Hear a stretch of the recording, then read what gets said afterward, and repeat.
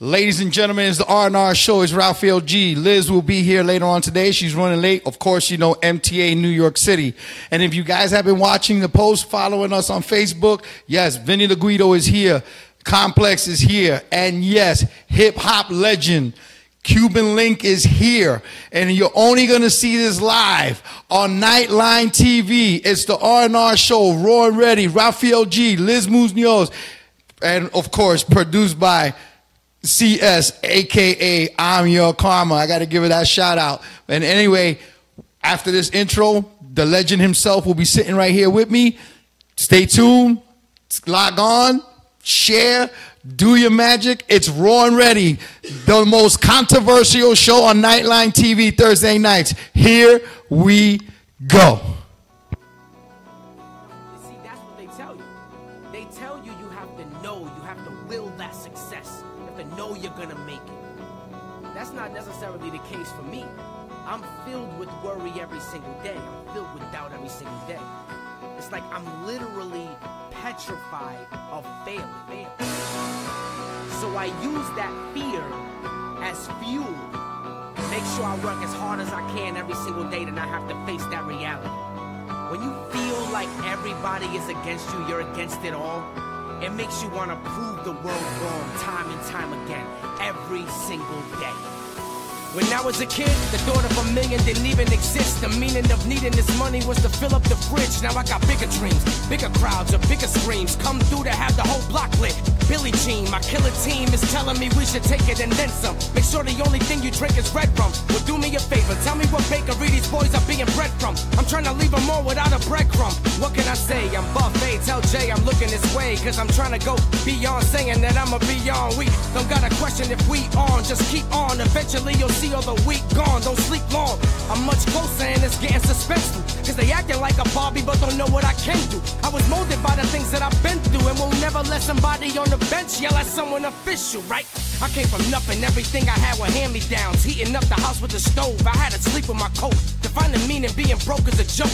Cause I had to fill my hunger with hope. I'm here to rap for my folks that never got to make it out of the mud. It's cool, cause being clean is something we never judged. It's true, got day one sticking thicker than blood. The type to tell me lock in instead of go to the club. But it's a different breed, different city, a different scene. Never saw a floor shine this much.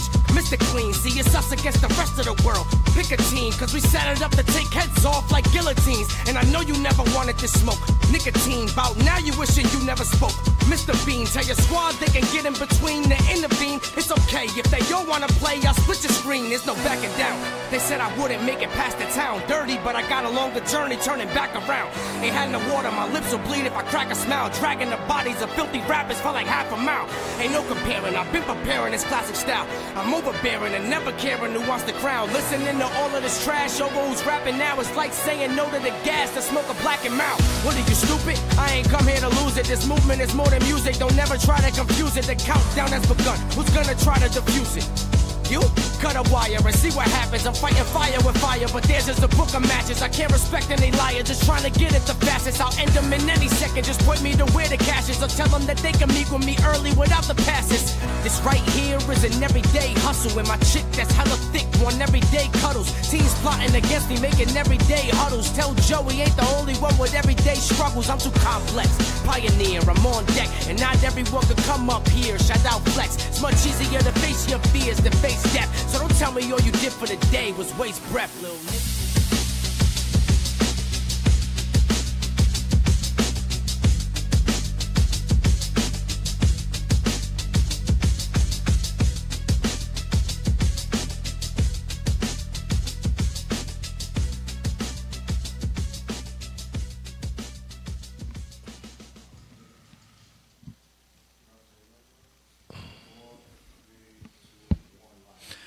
Ladies and gentlemen, it's the R&R show. We are live right here, right now on Nightline TV on the R&R show. And it's my biggest pleasure and honor to introduce to you my guest right now, standing on my right-hand side, hip-hop legend.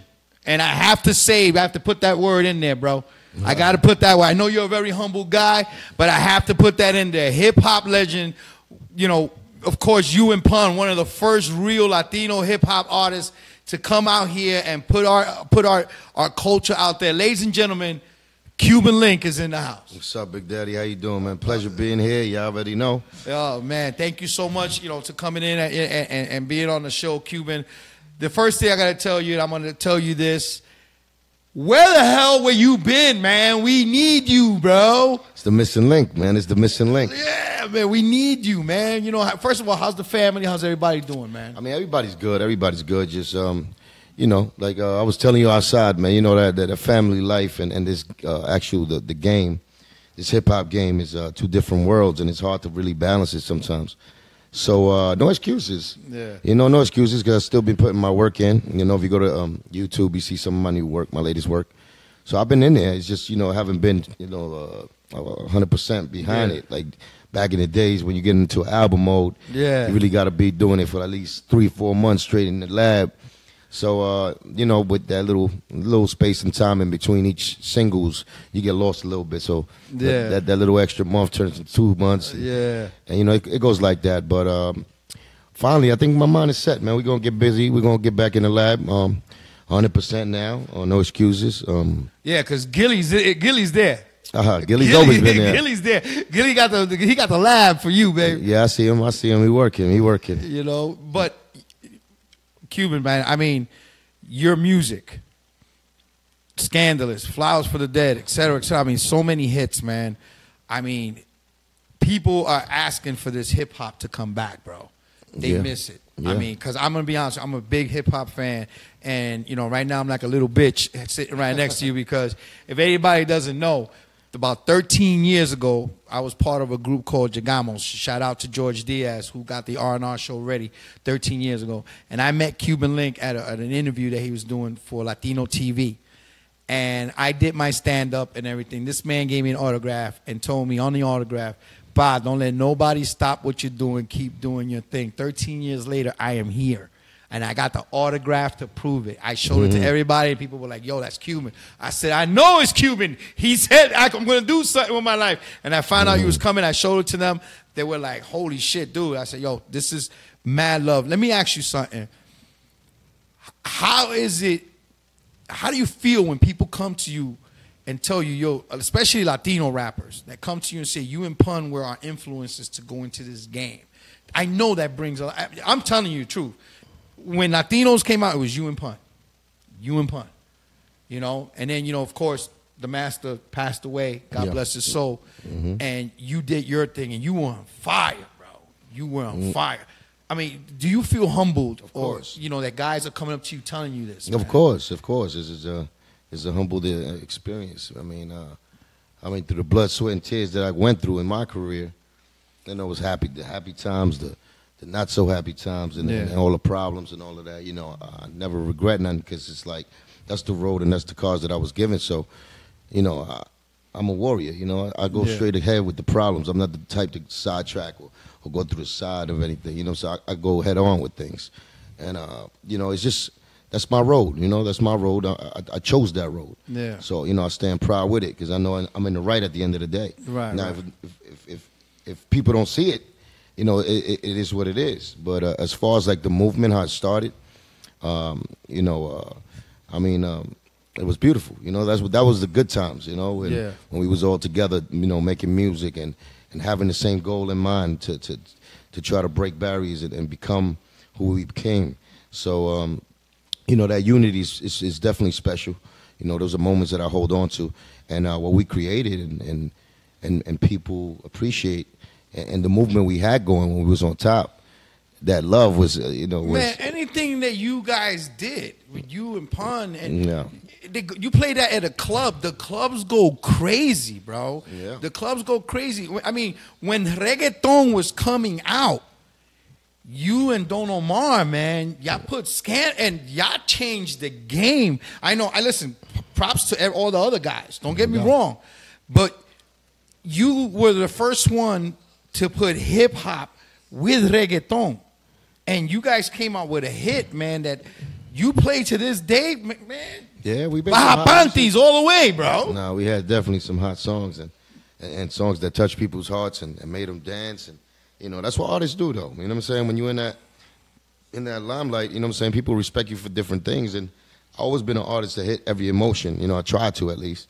I never stood with one just on one path. I always tried different things, and I try to put my heritage, of course, inside the hip hop that I do. From the beginning, I was you know, me and Pun was really spitting them little words, the Spanish words here and there. We put them into our English hip hop. Yeah. So that's something that we always try to, you know, like reflect through our music of our heritage and the union of it. You know, because we didn't try to separate it. We just try to add on to it. So people could respect, you know, those that are not Spanish, they could also see what, you know, how we clinging on to our heritage and putting it in our music and respecting it. So that's when the Latino movement came really, with, you know, with the hip hop. Yeah. And when Pun and us, we started doing our thing. I mean, a lot of things was happening, like the Ricky Martin, the Mark Anthony, the J-Los, you know, that whole movement Santana, was, that was all together when that explosion became extra big, you know, like you know, they picked up that flag with extra power. So, you know, I'm very proud of those things, man, being part of it, you know, being part of that movement. And the recognition I get to this day is beautiful, and it humbles me. You have to understand, man. I mean, hip hop is a multicultural thing, and I hate to say this, a lot of Latinos weren't involved in that yet. Right. When you and Pun and everybody else that came through with you came out with your songs, you guys opened up a doorway that a lot of people are like, "Yo, dude, if it wasn't for Cuban, if it wasn't for Pun, you know, we wouldn't be doing this." I mean, you were listening to the track of the intro. I said, that's another Latino doing his thing. It was dope. And of course, everybody who knows Will Porter, who's going to be walking us out in my wrestling match next week, Gilly listened to it, and Gilly said, "That's Pun." Mm-hmm. He goes, "Who is that?" And I showed him. He was like, "Yo, I got to meet this guy." And a Boricua, and I tell him, "Yo, who's your influences?" He brought you up. He brought Pun. He brought, you know, a Rakim. You know, he brought the legends up. That's good, man. You're considered in that group, man. That's love, man. I'm being honest with you. You're considered in that group, you know, because not only do you represent the hip hop, but you know, a small percentage of Latinos in the game. You guys represented that. I mean, of course, Pun, the legend, you a legend. We miss you guys, bro. We need you guys back, man. We definitely took it there. You know, when we had that baton, we took it there to that. We set the bar to that place where, you know, just not locally, you know, universally, people got to know us because we, you know, Pun broke the door so hard that we really touched, you know, different countries, you know, different states, you know, all America, of course, different countries, you know, as far as Spanish, European countries. You know, we traveled to the red light district, you know, New Amsterdam and all of that. Yeah. So we went across the borders with our music, and we got to reach a lot of people. So that's why I say when we had that baton and that torch, we represented to the fullest, and that's why, you know, that's a big reason why you know, a lot of people still know us.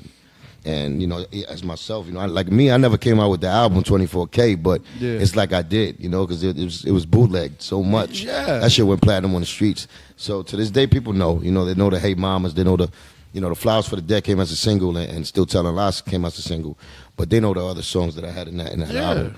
And you know, I'm gracious for that, you know what I'm saying? So the bootleg is really put me up. Let me tell you something. When Flowers for the Dead, when you put that out, you know, like I was telling you off the air, my dad passed away 5 years ago. And that was the song that we played at his funeral because your message related to a lot of people, especially for Pun. Yeah. You know, when you said you was at the hospital, you know, we felt through that. I don't want to bring up no pain and everything like that. But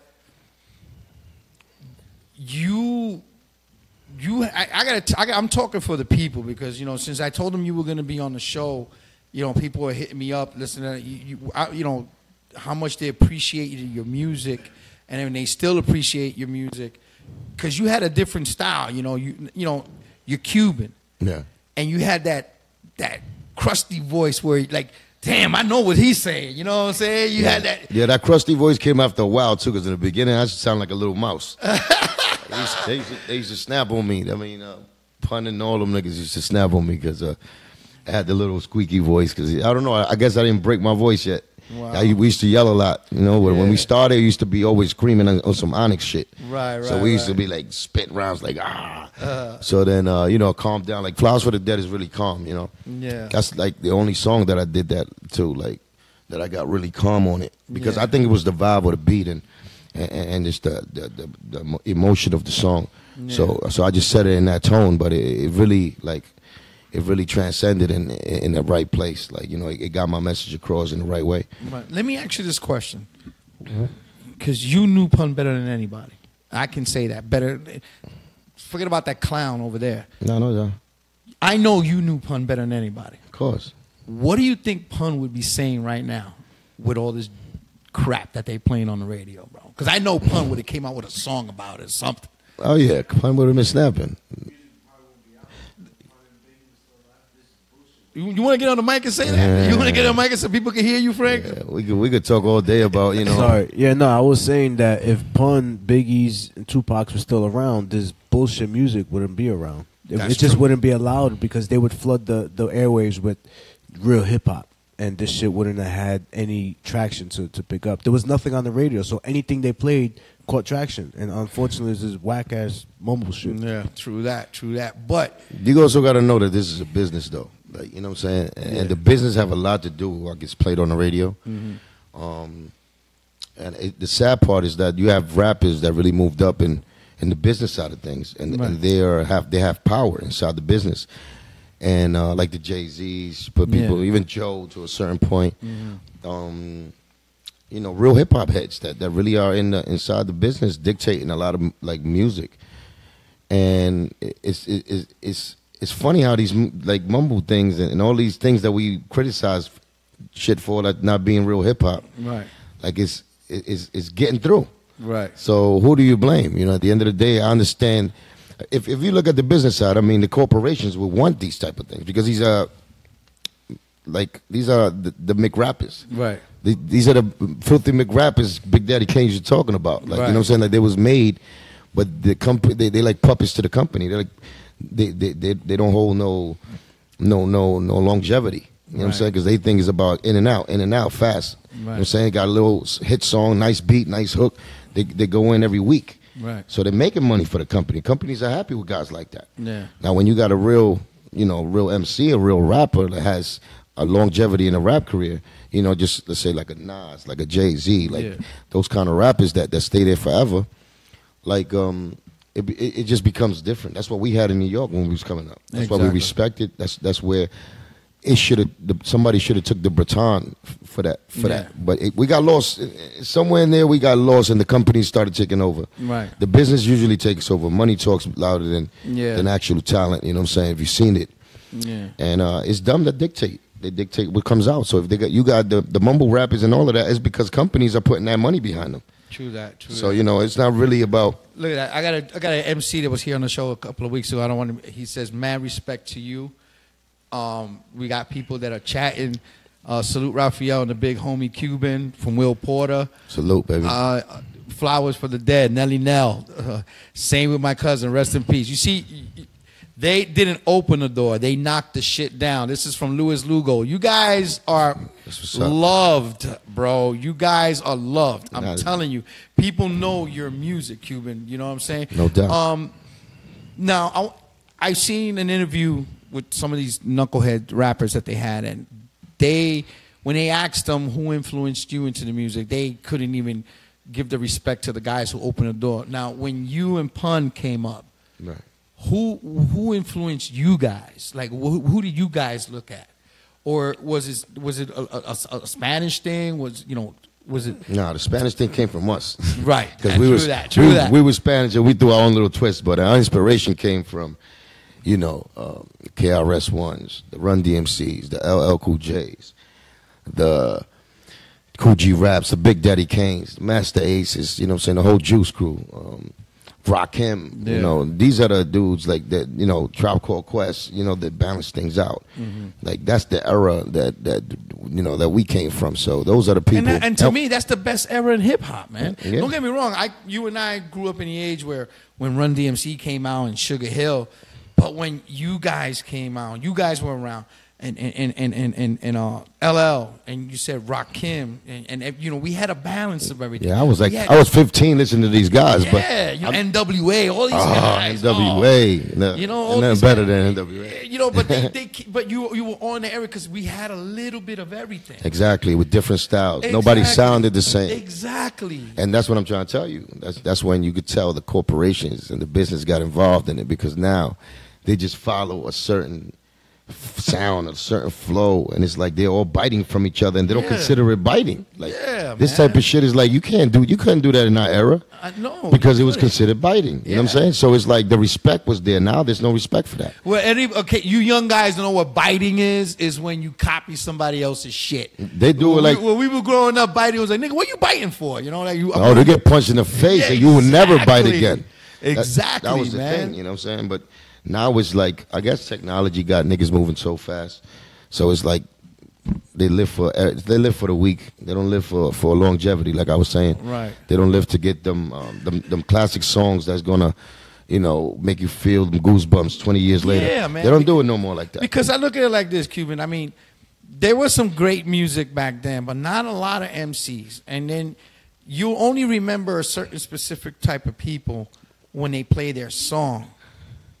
You, my man, and Pun, and all the rest of the guys, and the guys that we mentioned, we don't need to listen to a song and say, oh yeah, that's Cuban Link. People know, like, we know who Cuban Link is. We know who Pun is. We know who this one is. We know who Nas is. We know, you know, because you guys were part of an era where, like you said, everything was different. You guys had your style. This one had, and it was great music. Yeah, it was great music. You can dance to, music you can bug out to, music that you remember, that you can quote, and shit like that. And you know, you're like, you can't do that with this music now. You can't. You be like, oh, another one. That's all you say is another one. Yeah. But back then it was like, oh shit, they got another one. See the difference? They got radio hits, man. They got club joints right now. They don't got nothing that, like I said, with no message, with no structure inside. You know, they don't got no meaning. Yeah, it's the meaning that has left. Exactly. I want to ask you this question. I know, because I know you got things to do. That's all right. Good. What's your fondest memory of Pun? Because everybody, I mean, fondest is a big word. Yeah, I mean, well, I got a million. You know what I'm saying? Things like, you know, I'm selfish with puns. You know what I'm saying? With puns, memories and stuff like that. I'll be just chilling one day and be like thinking of, y'all remember when me and this nigga did this and this? Yeah. You know, but it's like I'm the only one who can share because I only trust myself with it. Exactly. It's like, you know, just being out there saying a lot of things because, you know, Pun got a besides that, he was my best friend on some personal shit before the rap music. You know, he became a star, man, and I had to share him with the world. Yeah. So, you know, but besides that, I mean, Pun was the funniest. You're not the only one. Gilly tells me the same thing. The guy had a sense of humor beyond words, man. Ever. Like, for real. I mean, even in his music, I want to lose 100 pounds. I want to live. I was like, this guy just said this. I'll tell you a story when that's how I made the. Actually, he passed away, and I was in charge of his Yeah Baby skits. Yeah. So he charged with me because I remember all the skits. You know what I'm saying? So I was like the label made me in charge of his skits. So that's why we had all those skits I did because I remember him wanting to do it. Right. Like the Igor and all that. Yeah. Like he wanted to do it with Lord Sear and all of that. So I remember that. So I was really handling all of those skits. And the one remember with he was snoring in the plane? Yes. That one, that's real. That's real. That's real. Like, wow. Like I did that on myself because that was just funny. Like I don't think like if you had to be there. Yeah. So we traveling, right? We're not going to Puerto Rico. We're going somewhere else. And it's me, Pun, his kids. They got I forgot who else was there. Maybe Tony, Prospect, but. Pun used to know sometimes when he got a traveling coach, he used to get 2 seats. Right. You know what I'm saying? So he used to get the 2-seat things with the extra buckle. Yeah. So the motherfucker used to put the extra buckle in his head. Oh my God. Just to make people laugh. Yeah. Or us laugh, really, because everybody looking at him like, who the fuck is this dude? Yeah. Because he was so big. So one day we just go, he was tired. You know, he was kind of narcoleptic. Yeah. You know what I'm saying? After a while. So he just fall asleep talking to you sometimes. But it was early, so we was all tired. So we go, we sit. I'm right behind him. No, I'm not right behind him. I'm in the side of him. Yeah. And he's right here by the window. He got it by himself. The plane hasn't even taken off, and he falls out. Wow. So he falls out, and he starts his.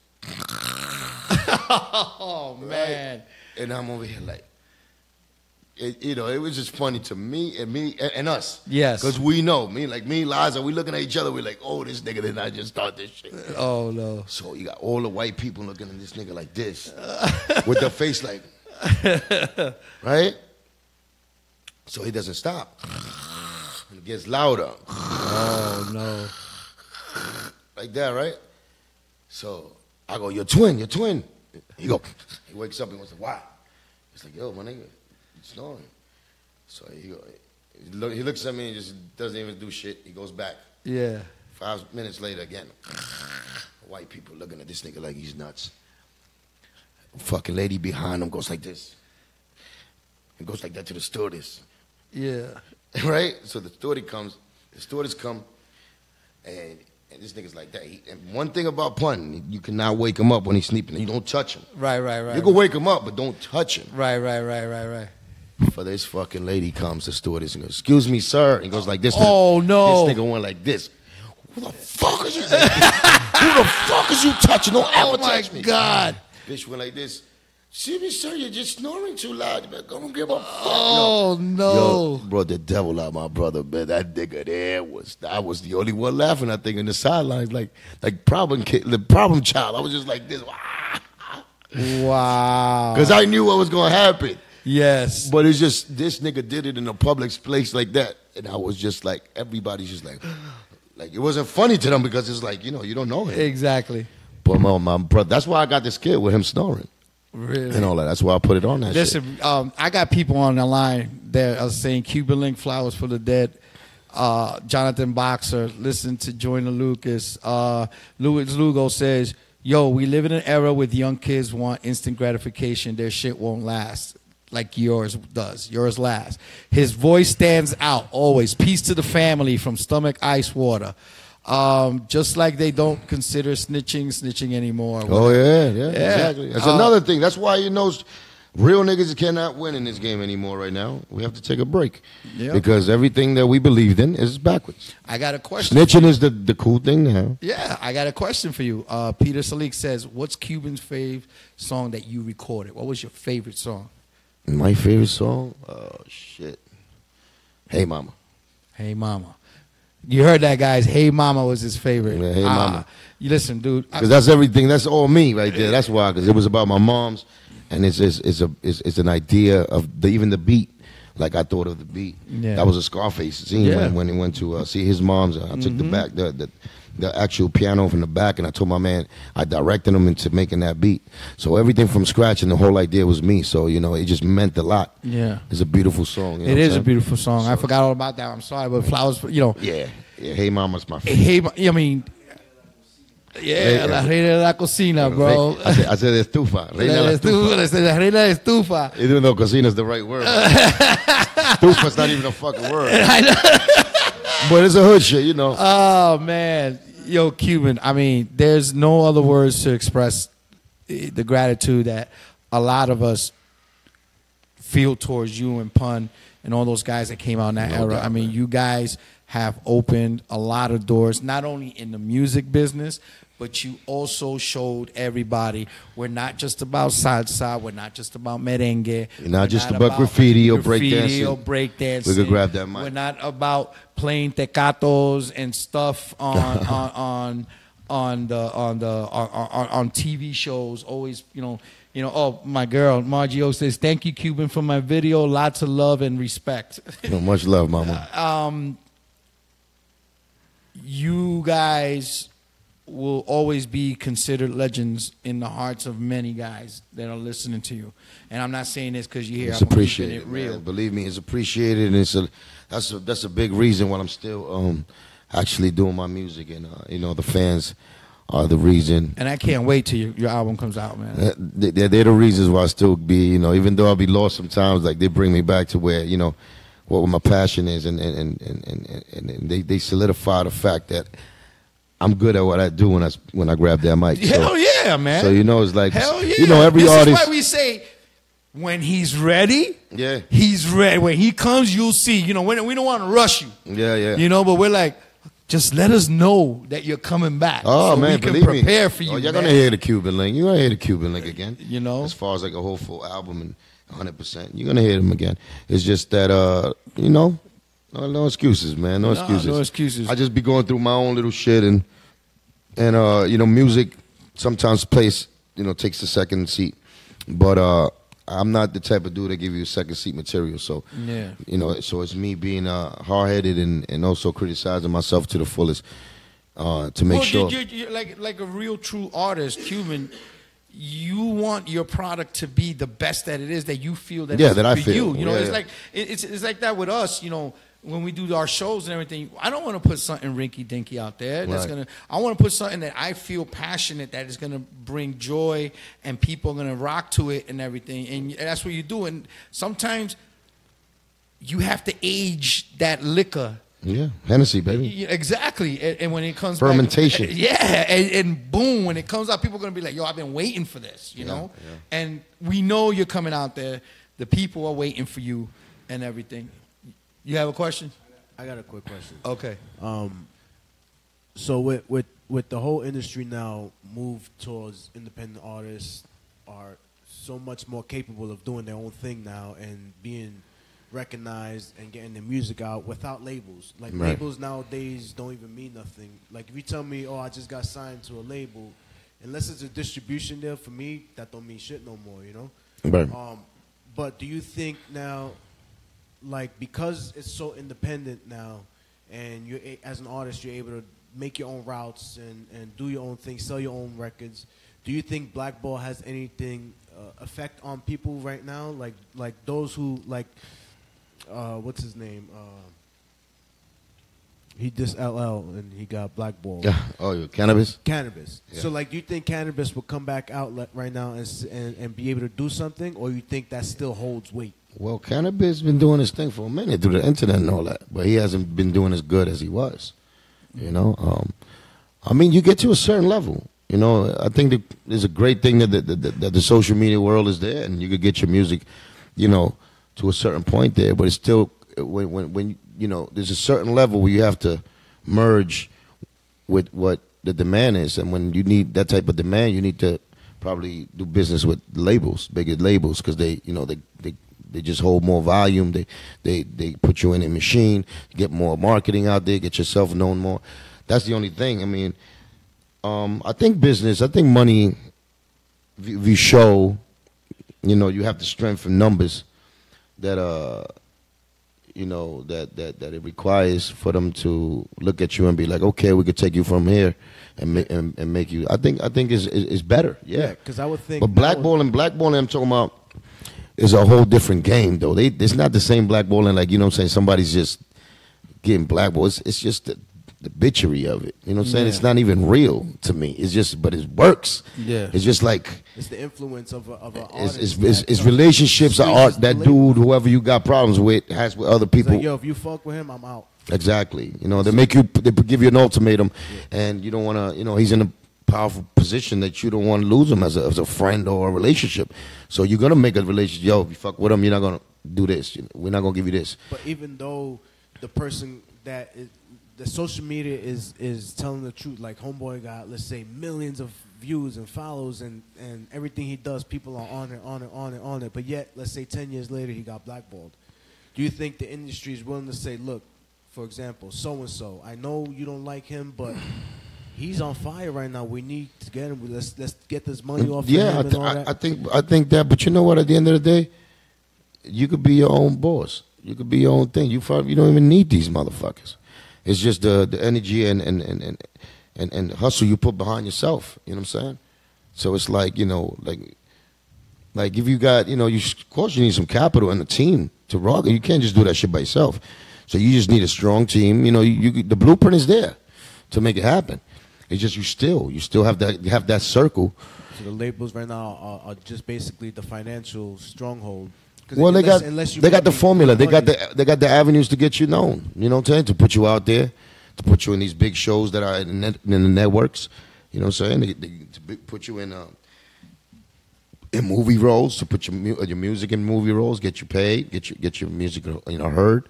So that's what I'm talking about when it's blackballing, like that industry life. Like for me, I'm telling you the truth. For me, in that industry life, I'm blackballed. Well, I didn't want to mention. Bottom line, I know you're going around this shit, but I'm gonna let you know. I didn't want to mention you personally. I didn't know if you wanted it out there, but yeah, all right. So you put it out there, yeah. So you throwing me all the kind of fucking baits in the world. Of course, I'm gonna tell you. So basically, like yeah, I feel like I'm blackballed. You know, do I feel like my rap career is over because they're doing that? They've been doing that. My rap career, I still put my music out. Yeah, you know, I mean, it's on me to get organized within myself and really do it right.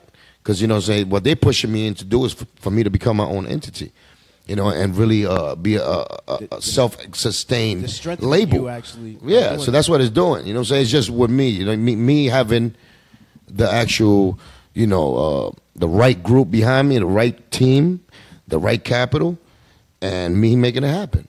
You know what I'm saying? But you still need that capital. Yeah. You know what I'm saying? It's not like you could just start doing this shit. Like, you need to get that capital. You need to, you know, this... you know how it goes. It's from the scratch up. Whatever the label could do, we could always do. Yeah. And now it's even easier because of you know, we got social media. Yeah. But you still got to be, you know, you got to do all of this shit like me with all these events that they be throwing. You know, the industry sticks together. Yeah. So when they do things, you know, they all do it in a big way. Yeah. So that's the only thing. Like, they see me doing something in a small way, they'll take it and make it a big thing. Yeah. And they'll win on it. And shit on the little guys. Right. Yeah. Just like everything. Just like when they open, you know, malls nowadays. They stop in the mom and pop stores. You know what I'm saying? It's just, you know, they make a big ass store and everybody could get there. Walmart. Yeah. You could just shop in there. Oh, Walmart's the killer. That's what I'm saying. That's what killed a lot of things. It's just like you could get everything in one spot instead of just going to the little bodega. They used to always get stuff. So they killed the business from the bodega. And eventually that bodega closes down. You know what I'm saying? They have to join the mall. Yeah. So that's what that's the main science of what they do. Cool. But I mean, I always believe in talent, and you know, that relationship between you and the customers, your fans. And I think with just that and you working your ass off and getting that music out there where they could get it, I think you can make a lot of noise and still be relevant. Let me tell you something. The way this it can happen. It's just a long shot, but you still could do it. You know? But it's the fans. The fans now with social media, the fans are speaking. The fans are saying, "Fuck this guy." So what? Yeah, he has a so and so riding next to him, and she's doing this. So what? We don't care. Where's this guy? And this is what they look for. And no doubt. And looking at the way this chat room is going. Like Will Collins says, nope, if people want it, they will get it. And this is what they want. They want Cuban Link to come back. They want this guy to come back. You know, my friend, I think you know him. His name is Domingo Padilla. I think he helped you with Flowers of the Dead. The singer? No, the engineer. Domingo Padilla. I know only. He's from Brooklyn. Not Quinones. Not the Quinones nigga. I'm not sure. Quinones is a singer. No, not a singer. His name is Domingo Padilla. He did a lot of tracks, and I mentioned him to Gilly, and Gilly goes, "Yeah, he helped out with Flowers on the Dead." Nah, he's probably thinking about. Yeah, probably. Yeah. Yeah. He's fucking up the Domingos. But Domingo works with Big Daddy Kane and Coogee Rap. I probably definitely met him because big fat guy, Puerto Rican guy.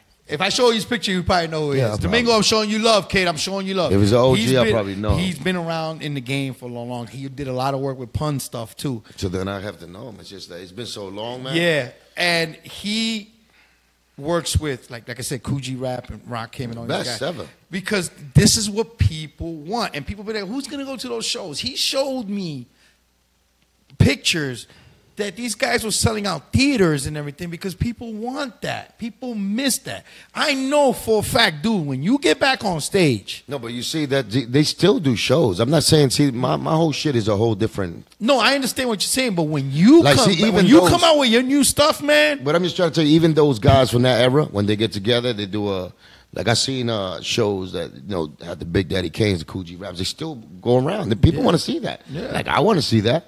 You know what I'm saying? That those groups, but there's a showcase. It's a promoter that books them, and it's like that era. You know what I'm saying? Yeah. See, that's not my era. I was right off the brink after that. My era is like, you know, after that. The DMXs. Well, listen, the Mobb people Deep. asking for your era. No, people want to see you, man. But that's what I'm trying to tell you. See that era that's in the middle of it, which is after Nas, you know, the Mobb Deeps. the DMXs. Yes. See that era right there? I will never get a fucking inside that circle with these guys, the Busta Rhymes and all that, because that era is already controlled by the one dude that's not my friend. Right. So he got influences, all of that. So I'm from that era, as far as like the big shows, I'm excluded. Right. Now, if I want to do an era like that, I have to come out with my own pocket money. Yeah. And probably ask these artists themselves, I'm like, yo, you want to do this? Yeah. It'll have to be my show. You understand the road Cuban got to take? Yeah. I can't go in their circle, but I could bring them in mine. Yeah. You know what I'm saying? There'll be business. Yes. But for me to be waiting around saying, oh, yeah, I'm waiting for that 90s tour that they're going to put me in because I know people want to see me too. They're not going to do that. You know what, man? But it's cool. I'm not mad. I'm just trying. As long as I know that, I feel good. It's not like I won't be like, oh, shit, you know what I'm saying? It is what it is. Because at the end of the day, I know what my road is. I know what I have to do. Let me tell you, Will Collins says, it'll never be over. You are a voice for real hood Latinos, true icon standing in your own aura. That's it.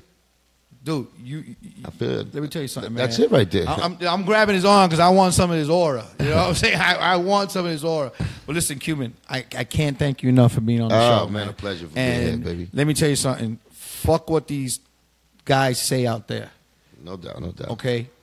Let them stay in their high mountain.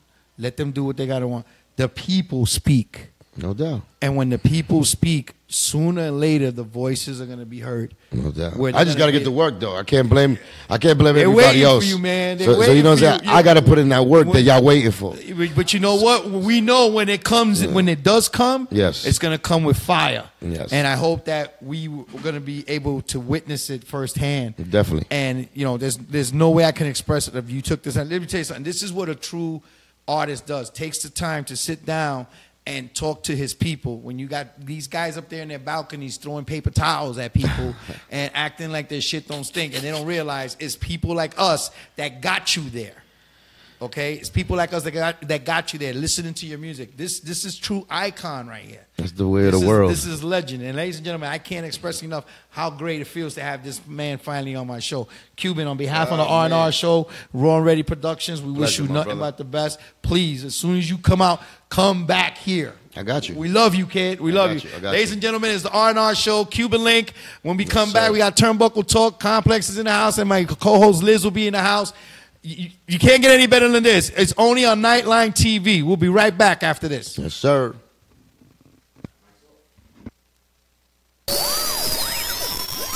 Some say serious. I'll be better without you. But they don't know you like I do.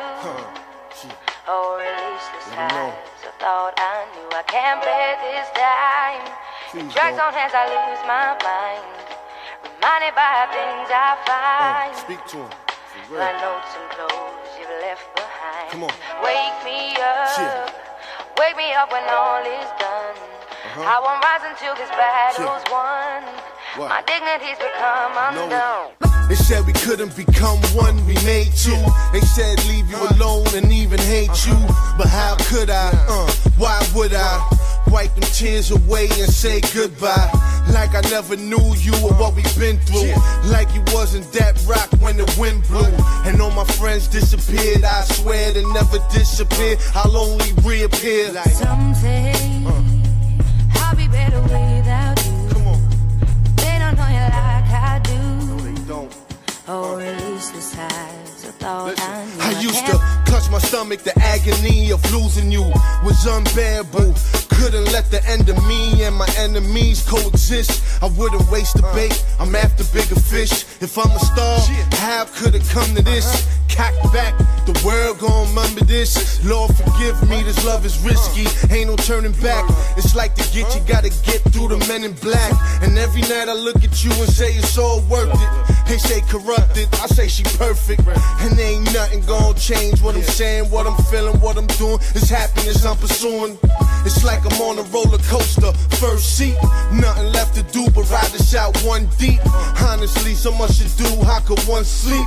Tell me y'all, how many promises could one keep? Someday I'll be better without you. That's what they say.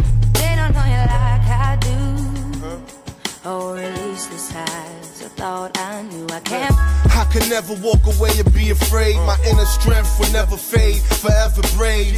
You got a piece of my heart, let it be told. No wonder why when the music stops it gets cold. I love you too much to ever let go. So if you riding with me, baby girl, let's go. You and I both know it's a crazy world, so it's certain opportunities you just can't blow. You know, they try to get you to leave me, but me and you is not an option. This is life. This is what I came for. There's no separating us, you heard? And they'll find that out. Real.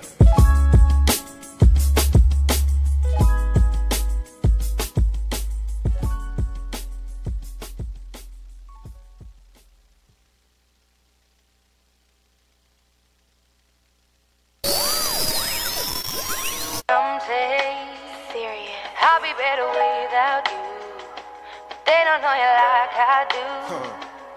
Or at least the signs I thought I knew. I can't play this time. The drugs on hands, I lose my mind, reminded by things I find. Speak to him. My notes and clothes you've left behind. Come on. Wake me up when all is done. I won't rise until this battle's won. What? My dignity's become undone. They said we couldn't become one, we made two. They said leave you alone and even hate you. But how could I? Why would I? Wipe them tears away and say goodbye. Like I never knew you or what we've been through. Like you wasn't that rock when the wind blew. And all my friends disappeared, I swear they never disappear. I'll only reappear like someday I'll be better without you. Come on. They don't know you like I do. No, they don't. Or at least this highs I thought Listen, I knew. I used to clutch my stomach, the agony of losing you. Baby.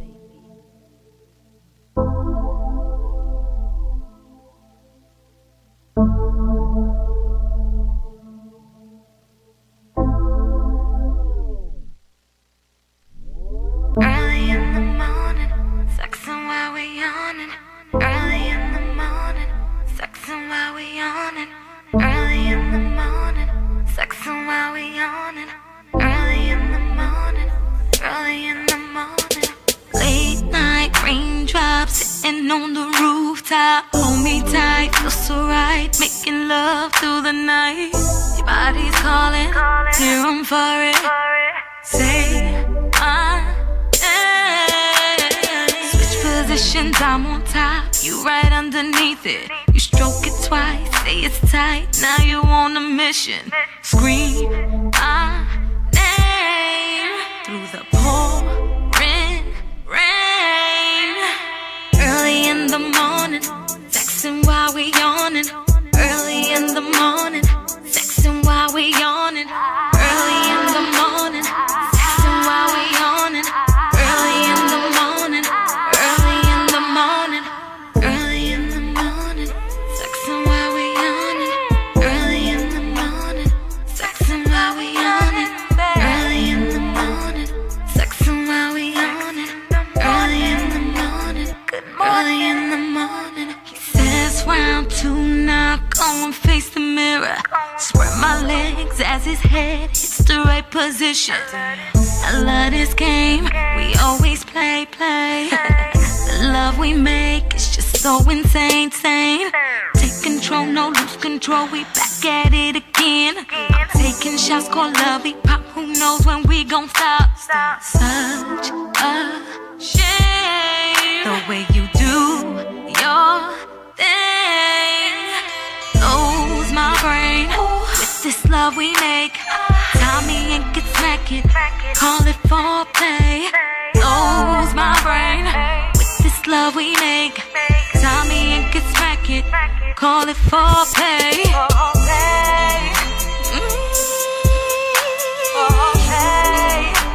Sexing while we yawning, baby.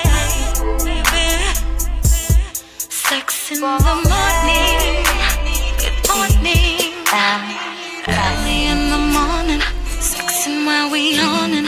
Early in the morning, sexing while we yawning. Early in the morning, sexing while we yawning. Early in the morning, early in the morning.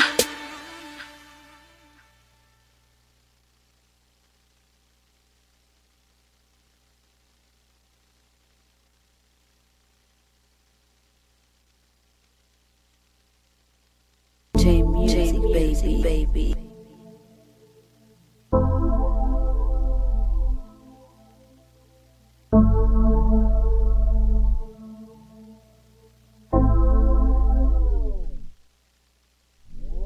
Early in the morning, sexing while we yawning. Early in the morning, sexing while we yawning. Early in the morning, sexing while we yawning. Early in the morning, early in the morning. Late night raindrops sitting on the rooftop. Hold me tight. Tierra de Borinquen, donde he nacido yo.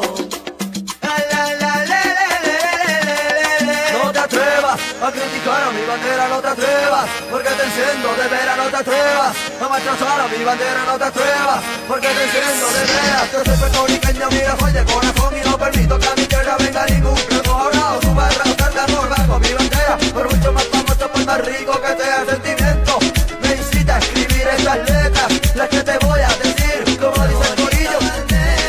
Tú no te me equivoques, mi bandera es la primera, cuando gritamos nuestro grito de guerra, somos los primeros en plantar nuestra bandera, y ahora yo quiero que mi isla completa griten a coro los boricuas se respetan. No te atrevas a criticar a mi bandera, no te atrevas, porque te siento de veras, no te atrevas a maltratar a mi bandera, no te atrevas, porque te siento de veras. Escúchenme lo que les voy a decir, para toda esa gente lo voy a repetir. Esa loca, aquí no vas a venir, ya no sigas inventando que no vas a recibir de mi tierra.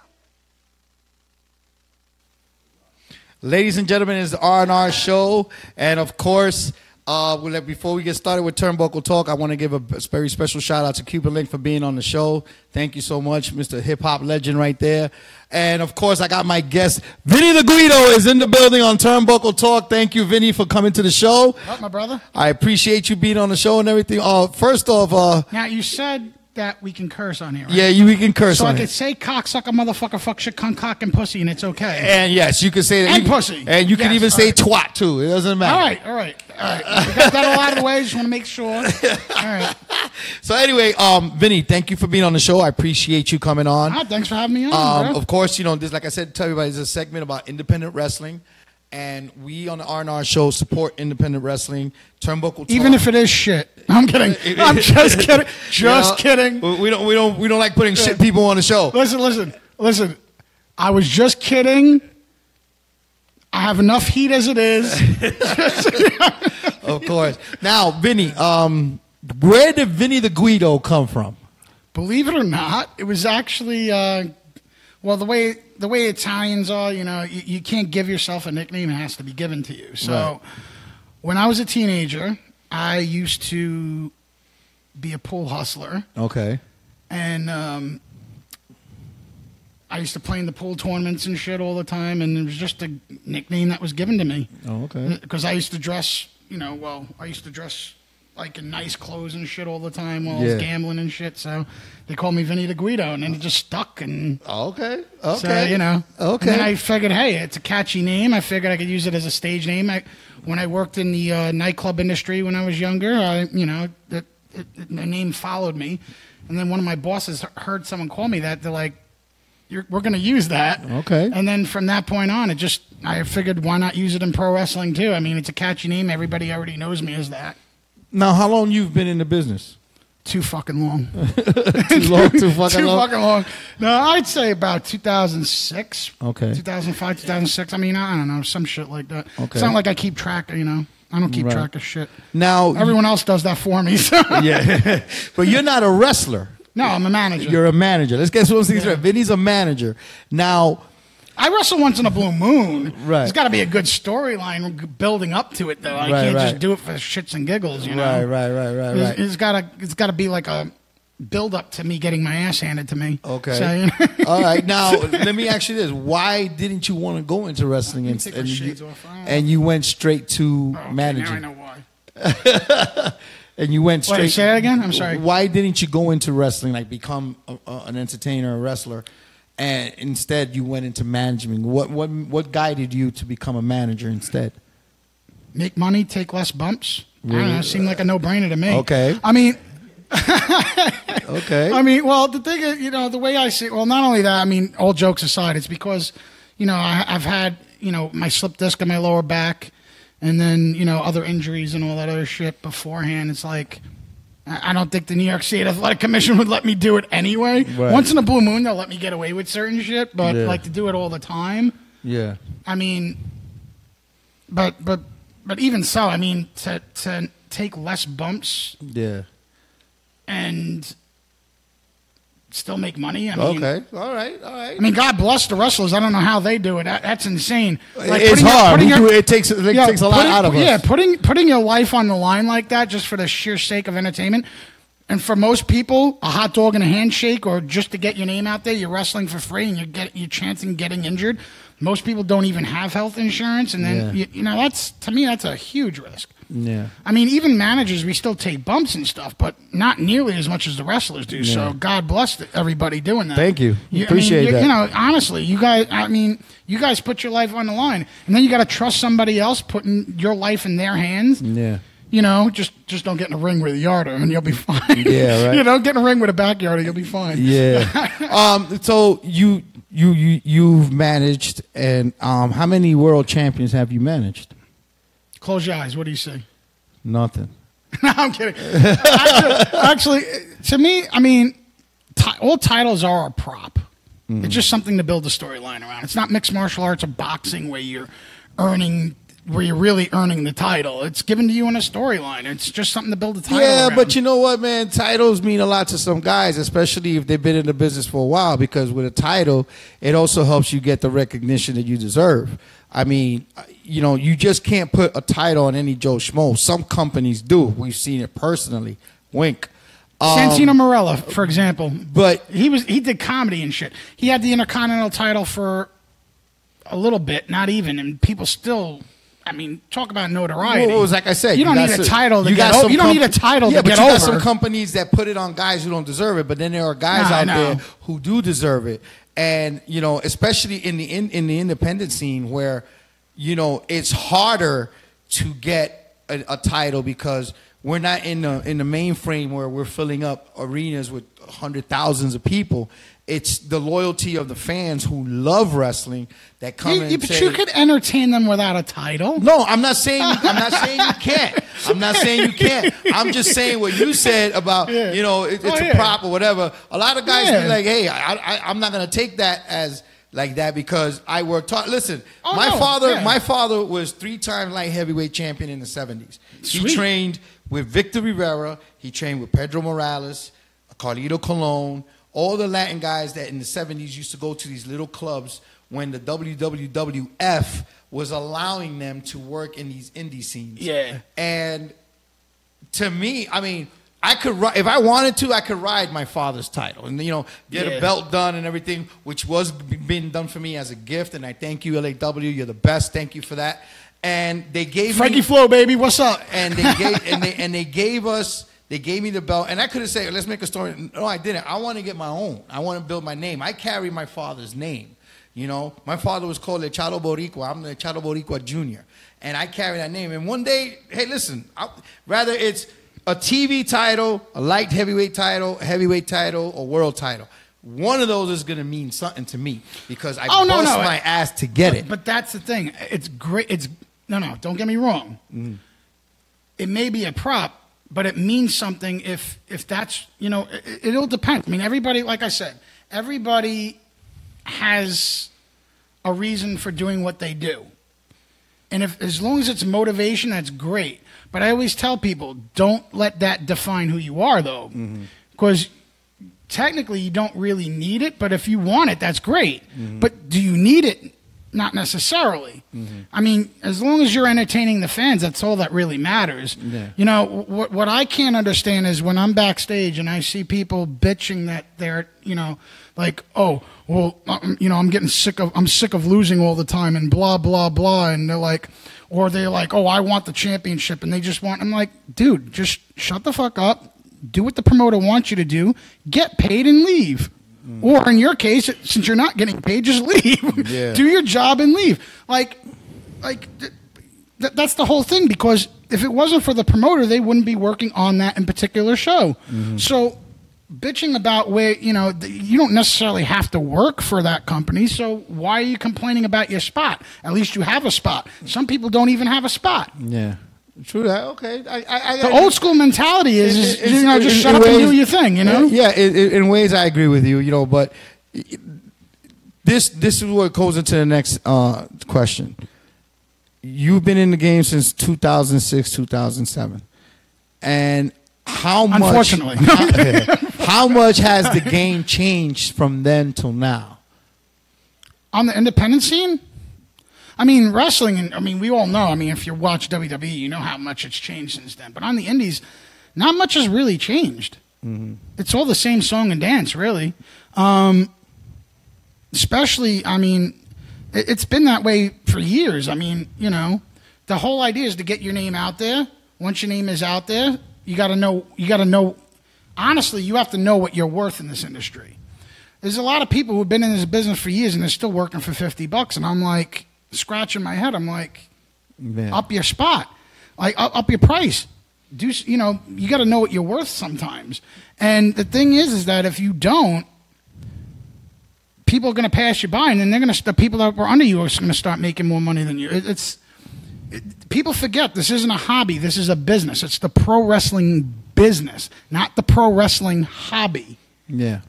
You know, and if you're not doing it to make money, granted, if you have a passion for it, that's great. But the whole idea is to get paid to do something that you love doing. Mm-hmm. But you need to get paid. There's no reason why it should be a hobby. Yeah. You know what I'm saying? No, if you're not in this to be the very best, then why do what you do? Right. I know I'm the best at what I do. Right.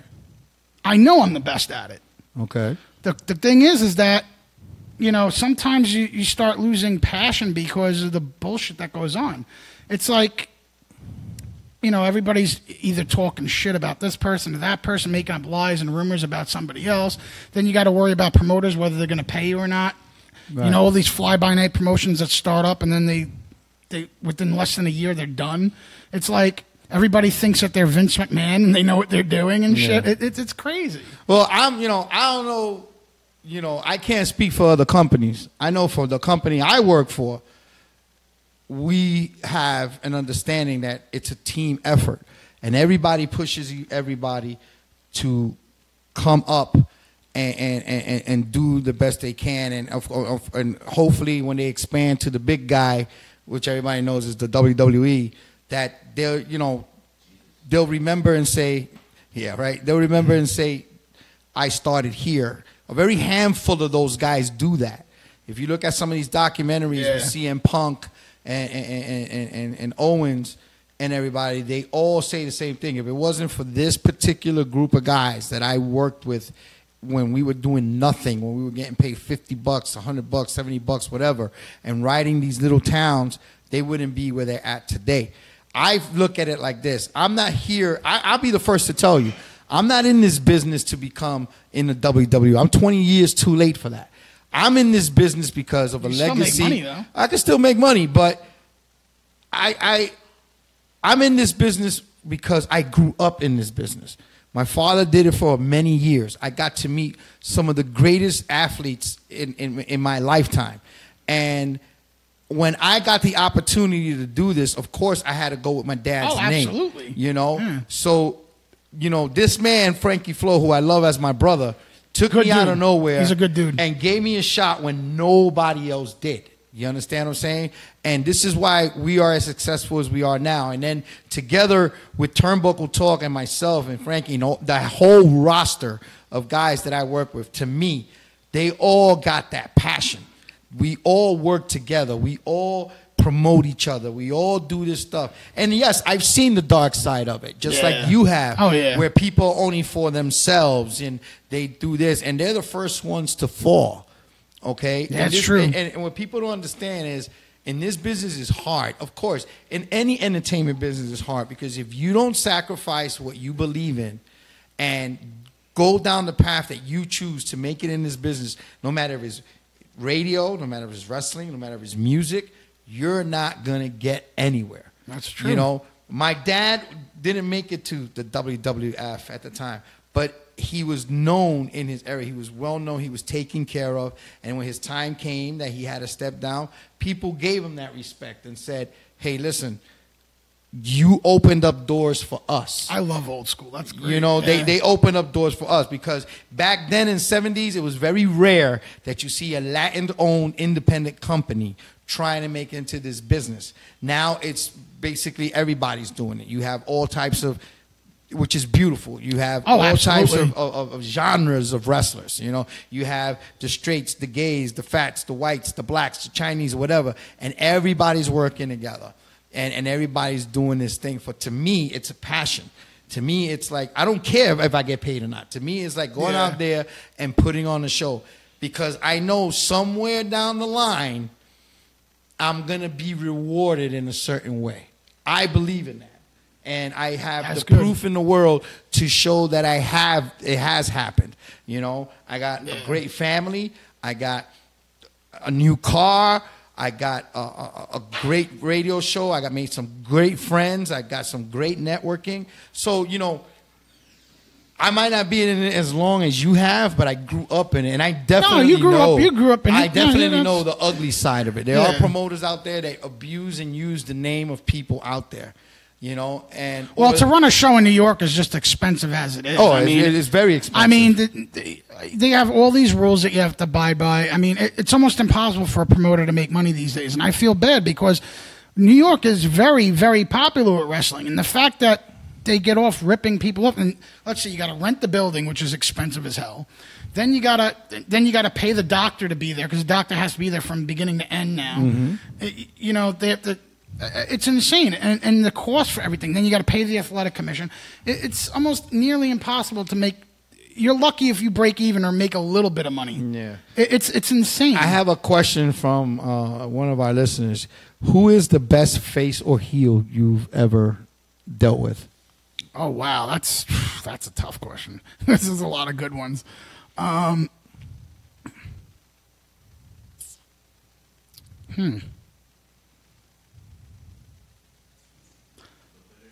You know, I have to say, well, I've always been heel. So okay. So as far as, you know, I mean, you speak of Frankie Flo. I mean, he was amazing to work with. Okay. I mean, whenever him and I worked together, we had such great chemistry with each other. Yeah. It was, and you know, it was just working with him was a lot of fun. Okay. It was always fun. Like I'd do stuff to annoy him, and then he beats the crap out of me at the end, and everybody and the crowd popped huge for it every time. Yeah. It was so easy to work with Frankie. No, let me tell you something. I loved working with Frankie. Frankie is one of the greatest teachers I've ever met, because one thing he does do is care about his people. One thing he does do is care about his safety. This is why our company is moving up in the ranks right now and doing things. I mean, we sold out Taino Towers on Labor Day weekend.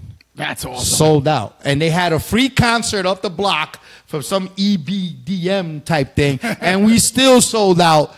Because why? It started raining. The concert's outside. So everybody had to leave. Where did they go? To see a wrestling match with LAW. So we sold them out. That's dope. Who I feel is my favorite heel or favorite face, it would have to be the man who could do them both. Ric Flair, to me, was the greatest heel. Oh, was that a question? I thought they were talking about Indy. It could be Indy, it could be anybody. Oh, yeah. It could be Ric Flair. Ric Flair, to me, was the greatest face, was the greatest heel. But who was the best face and the base heel that you had to work with? Because I think that's what they were asking. Yeah, they're going all over the place. You know, I mean, the best heel I think I've ever worked with was when I could say all of them in the roster I was with, because I was in a battle royal with them.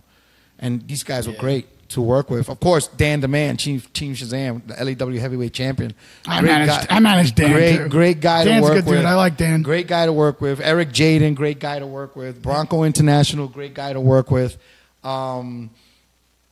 And I know I'm going to learn more from a lot of these guys. I know I am. And hopefully one day when I stop wrestling, maybe I'll go into management. Maybe I'll go into commission. Yeah, I never know. Bro, you could always take a break later down the line and then go back to it like I'm doing. I mean, I took a year and a half off recently, and because now that my kids are teenagers, I could do more stuff with them now. Yeah. So I took about a year and a half off, just working on my personal life, spending quality family time and stuff, and it helped me reevaluate my life. It helped me, and now I seem to live a more positive life now, more than ever, and I'm happy now. So I figured now is a good time to start coming back to it, but I'm just doing it locally for now because I really don't feel like traveling around too much. Right. Because honestly, to me, that's the work, is the traveling. Yeah. What we do for for the passion and the love of the business. I mean, I'll always love pro wrestling. I'll always love it.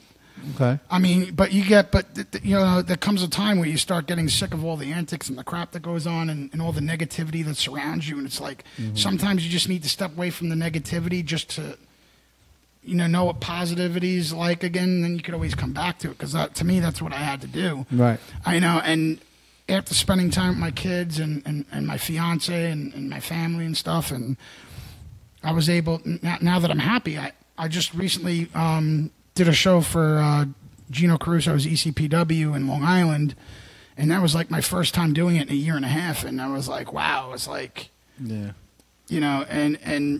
but right now I'm just taking it slowly. Okay. I've gotten offers other places, but I told them right now it's just I will down the line, but right now I just want to do it like maybe once every month or two. Like I don't want to do it. I don't want to do it too much. Right I hope now. that after the show you'll send us some clippings and stuff like that of your work. Yeah, I sent it to you on Facebook on a private message. Yes, you did. You did. And good stuff. But like I said, ladies and gentlemen, support independent wrestling. Absolutely. This is where the real passion. I'm not saying that those guys up there don't have it, but this is where it all starts. This is where it's fun. This is where you start seeing raw talent and stuff that you've never seen before. And Vinny, I want to thank you so much for being on the show. Nah, not a problem. I appreciate you, and I hope that in the future I get to work with you, and we'll have some fun. Ladies and gentlemen, it's the R&R show. Is Turnbuckle Talk. Vinny the Guido is in the building. Coming up next, Complex, and yes, my co-host finally made it through the war with the MTA. She's standing outside in the green room.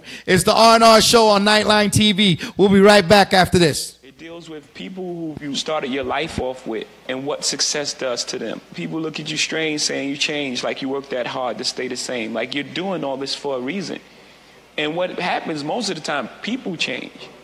People change around you because they start treating you different because of your success. So you are changing. You don't change who you are, the core of who you are, the things you believe, the things you love, the things you die for, and your principles. You don't change that, but you're going to change who you are. You're going to change. You can't do the same things that you can't hang on the corner. Some people may not be comfortable with that. Kinda confusing, they hating my evolution, cause I cleaned up my acting, don't act the way they approving. They asking if I'm still shooting. Well, I took my shot and kept it moving. I stuck with this over hooping. You stupid for thinking everything I'm spitting was just to get me some women, or brag about all the spots where I had the pots in the kitchen. Wait, I need to know what's your definition of winning. If you ain't better, you're living. You rappers gotta be kidding. This is no stress, so blessed. Crunch time, get my both flex. Big shoulders, there's no necks. I'ma make it, baby, like slow sex. She was your girl, now she your ex. Man, the toes curl, left no mess. This autumn I'll be on them all, cause time's changed and I know best. I told them it's different and spoken into existence. My team is way too persistent to reach the target and miss it. That's why I created Doctor to show you what this was missing. It wasn't about the dissing, well,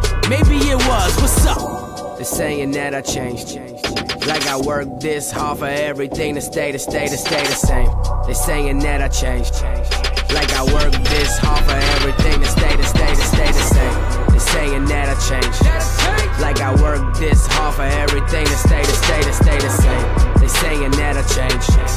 Like I worked this hard for everything to stay the same. They claiming that I'm changing, what can I say? I can't lie, just blame it on the growth, homie. We are not the same size, see, I'm just here to take it all. You should probably take 5, knowing I won double. Got them giving me those snake eyes. Whoa, I kept it humble and trained my stomach to grumble. No matter how much I fed it, now everybody's in trouble. They giving rappers unleaded. it, they gassing up every mumble. I'm showing up with a match, hope they find you under the rubble. This is Team Rise, throwing salt on us like cheap fries. They get your squad and you deep fried. Stick a fork in them like meat pies. Give me those chips, I don't eat wise. I need that chick with the sweet thighs. Looking so fly, call a G5. Take the skirt off, keep the knee highs. Told them it's different and spoke it into existence. My team is way too persistent to reach the target and miss it. That's why I created Doctor to show you what this was missing. It wasn't about the dissing, well, maybe it was. What's up? They're saying that I changed. Like I worked this hard for everything to stay the same. They're saying that I changed. Like I worked this hard for everything to stay the same. They're saying that I changed. Like I worked this hard for everything to stay the same. They're saying that I changed. Like I worked this hard for everything to stay the same.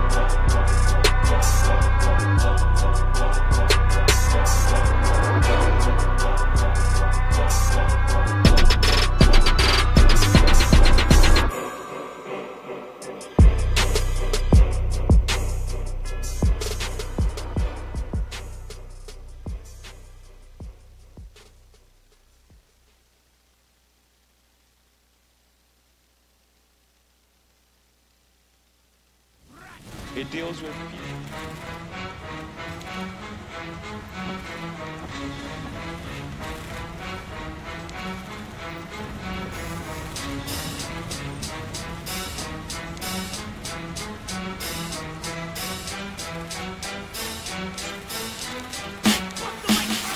Goddamn, your flow's trash. You're a low-class, retarded looking slow cat whose name is so ass. It makes me want to turn Prince into the artist formerly known as. Pussy, you from Pakistan. Your family leader dropping bomb Taliban. You moved to Philly, lost to Solomon, start eating bonbons, playing Donkey Kong, and obviously stop fasting for Ramadan. You the messy type. Your complexion's like Akon, Missy Elliott, turds from messy whites, dark skies on an empty night, and the tattoos on the back of Wesley Snipes. Hey yo, when you think of the best in grind time, you gotta mention this. This is where the tension splits. I'ma retire and bench this bitch. Clench my fist till I fuck up a newborn like punching the belly of a pregnant chick. This ain't about race, look. I'll get your Ghanese wifey to come over to my space so I can Twitter her pussy till she yahoos. Then I aim to Google all over her Facebook. Hey yo, your voice is annoying as fuck and barely moves me. You couldn't get wet a hairy coochie. You're a very pussy cannabis floopy whose voice reminds me of Hello Sydney. What's your favorite scary movie? Hey yo. Flows now poking bones out. I rip your dome scout, nose out, blown mouth to you moan shout, zone out and get scared to live life in your own house. Man, my hands can bruise and man to lose. Cause I remember being Cortez back in the day when I played Crash Bandicoot. I don't know what you are. Country hit, hillbilly gym looking prick, Nazi German killing vermin. Look at Ladies and gentlemen, it's the R&R show. We are back, and I got, of course, you just saw the Mr. Battle Rapper over here. He had me dying with some of this stuff. Ladies and gentlemen, Complex is in the building. What's up, brother? Thank you for coming. Thanks for having me, man. Appreciate it. Yeah, and it's a great night. You got to meet Cuban Link. Oh yeah, it was definitely dope, man. Seeing him outside, it was super cool, man. It was nice seeing him, man. And he's a real friendly guy. Chopped it up, just that's cool good. Peoples, man. Yeah, that's good. Now let me ask you this. Yes, sir. What made you? And I'm gonna put the mic a little closer. People can hear your voice. I'm a little under the weather, my fault. Okay. What made you get into battle rap? Honestly, man, I was just doing music. I started at a young age, and you know, I just love doing the music. And I was just like, damn, I really want to get out there. I want to start, like, you know, have people noticing me. So at the time, like, battle rapping just started popping, and I had a lot of friends that were doing it. So they just started hitting me up, like, yo, you write all the time. Why don't you start battling? I just wanted the exposure to promote the music. So I'm like, all right, I'll start doing it. Started battling, fell in love with it, and the rest is history, man. Because I saw we were just playing some of your best stuff. Old stuff too. You went in on the Taliban, man. Thank you went in. You got to go in on the Taliban. Let me ask you this: in a battle rap, yeah, can it get physical?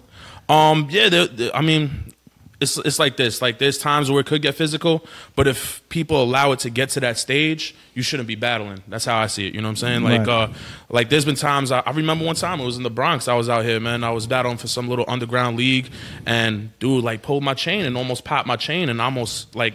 You know, you don't. Yeah. There's certain there's like hidden rules that you don't do, so it could get physical. There's been times where it's physical, but it shouldn't get like that. at the end of the day, it's all love. You know what I'm saying? Yeah, So, exactly. yeah. Now, let me ask you this. Has there been anybody out there that put you in your place? Oh, yeah, a couple times. Where you're like, damn, I don't even want to do this shit no more. I mean, you got to have a tough skin for it, man. Just like, you know, like you were talking about with wrestling, it's kind of the same concept. You got to have a tough skin. And, you know, if you don't got that mentality where, like, you could take a hit or you can't be in the kitchen, then don't even do it. Just step out. You know what I'm saying? Because if you don't have that mentality where, like, yo, I'm going to get dissed, like, this guy could say some completely personal shit about me, then, like, you know what I'm saying? Don't even do it because you're going to fight. You're going to hit someone. Right. Something's going to happen, you know? So. Now, what are your aspects about, what is your, I mean, I'm sorry, chose the wrong word. What are your feelings about how people are now starting to look more into the battle raps to find the next Eminem? Honestly, like, I just feel like they've always been doing it, honestly. Like, you know, when the videos that you saw, that was like back in grind time. That's like when battle rap like really started popping and just becoming like global. So like, you know, Eminem and like you see tons of rappers, Joe Budden, everyone, they're all like hopping back to the battle scene to try to find people to, you know, start signing to labels or even ghostwrite for them. You know, it's crazy now. So I mean, it is what it is. I mean, I just love that like artists like Cassidy, Joe Budden, tons of people are coming back just to fuck with us. You know what I mean? I think that's super cool, man. So I have no problem with that. I love it, man. I think it's cool. Now, I'm gonna bring this up. Yeah. You're white. Yeah. You're rapping. Yes. You're good at it. Thank you. I've seen your rap battles. Yep. How do you think that wall has been finally taken down? Yeah, for sure. Do you think that Eminem had a lot to do with that? M had a lot to do with it on a mainstream level, I feel like. Yeah. When M was doing his thing, battle rap really wasn't as popular as it is now. You know what I'm saying? So at the moment in time, like when I was coming up, yo, people don't even notice there was tons of white people going. You got like, there was me, Iron Solomon, Roan, Real Deal. There was so many people just coming up that were white. You know what I'm saying? Yeah. And it's not about a color thing. That's the thing with hip hop. It's never been about color. If you're nice, you're nice. Exactly. That's how it should be. You know what I'm saying? I always say that. I don't care if you're black, white, Spanish. Listen, I had a hip hop legend here a little while ago on the show, Cuban. Nobody would ever thought that a Cuban would be considered a hip hop legend. Yeah. Big Pun, Puerto Rican hip hop legend. One of the best, if not the best. Yeah. Eminem, white guy from Detroit. Yeah. Considered one of the greatest hip hop lyricists of all time. Yeah. I mean, it's just a big genre of it where everybody can do this now. I mean, I've seen of course, because of social media, we're getting Asian rappers now. Oh, man. That are coming out. I mean, I forgot his name, but I've seen some guy from San Diego, Filipino guy, and he was going, I was like, where the fuck is these guys this coming dude's from? like dumbfounded Asian dude, and he basically took the battle rap platform and then just upped himself, and he became known in Asia through American battle rap. Like, it's a tool. People got to use it as a tool to, like, you know, open new doors and new spectrums in life. You know what I'm saying? So it's pretty crazy that they do it. There's Russian rappers. There was just my boy Disaster battled some Russian dude, and this dude was known in Russia, like 30, 40 million views of video, bro. Wow. And like in Russian, rapping in Russian. So it's kind of nuts, man. It's on a whole nother level now, honestly. All right. Now, let me ask you this before anything. Yeah. I want to ask you this. What advice can you give these young kids that think that they can battle rap and they don't know the difference between wild and out type rapping or actual old school battle one-on-one? What advice can you give these kids before they get into this business? Well, if you're getting into just like battle rap, let's say like URL or let's say King of the Dot or any type of official league, especially in New York, if there's we take lyricism very, very serious out here. You know how it is. So if you're trying to start out in one of the leagues that take lyricism serious, you got to be on your A game. You can't like come in with some corny shit. Like, no offense to Wild and Out, that's more for a comedic audience and a broader point of view. You know what I'm saying? So with that kind of stuff, it's like you know, nursery rhymes that you just try to make people giggle. With actual battle rapping, you got to be really, really witty. You don't want to say stuff that people's already said, because you got to know your history too. Like, you can come up with a line that you think is straight fire, but 30,000 people said that already. You know what I'm saying? So you just got to be on your A game. Keep your mind sharp. Keep your craft sharp, man. And just keep writing and doing your thing, honestly, man. Honestly, yeah. Now, before we go, I'm going to give you a scenario. Okay. All right? And you're going to spit some fire here. Now, I'm going to give you a scenario. Okay. You walk into Popeyes. And you're ordering chicken. And they don't have your thighs. They only got breasts and legs. Now, you want to let go on the clerk. What would you... I want you to come up with something that you're mad, but you're rapping to him because he don't got your goddamn chicken. What? Tell me how would you approach that? So I go up to him, I'll be like, listen, I'm at Popeyes, and if I come through with the Glock and the Glock rise, I pop eyes. Oh. Stop signs, octagons, the phenomenon. You want a battle rap? They love how I'm spitting. Right now, I want my motherfucking fried chicken. All for the brain, I'm an orthodox. These gunshots will make them call the cops. Tell them to stop, I'm straight ill. Let me demonstrate skill. Popeyes better give me that at will. Because, yo, I'm all about that, and I'll tell you right now, don't even risk it. I want my chicken with the buttermilk biscuits. You know what I'm saying? Something like. Oh, man. All right. That was hot. Definitely that was hot. So that goes to show you're the real deal, man. Yes, sir. Now, where can people find you, man? You can find me on Instagram. I'm on that heavy. It's complex_NY. I'm on Facebook religiously. That's Peter Selick with a CELIK. You know what I mean? I'm on that. And my YouTube channel, I always post on there nonstop. It's youtube.com/street rap now, altogether one word. All right, ladies and gentlemen. Mr. Complex was in the house. I want to thank you so much, man. We're going to invite you back, and I want to put you in a segment on the next show you're here because I want to see from a rapper's point of view on certain scenarios. So I'm going to have my executive producer hit you up and everything. For sure. Because what you just did was funny as shit. Light. So that's light. We're gonna throw some shit at you. It's the R&R show, and I got my man Complex on the show. We'll be right back after this. Get ready, because it's about to get hard.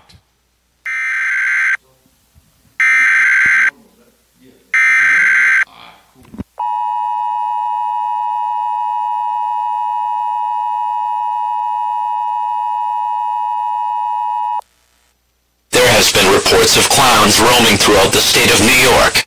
They have been reported chasing residents and have made attempts to lower children into their vehicles or try to lower them into a secluded or wooded area. Do not go outside. If you see a clown, please dial 911 immediately. David, I mean, I know you're a sophisticated guy. The world is a mess. The world is as angry as it gets.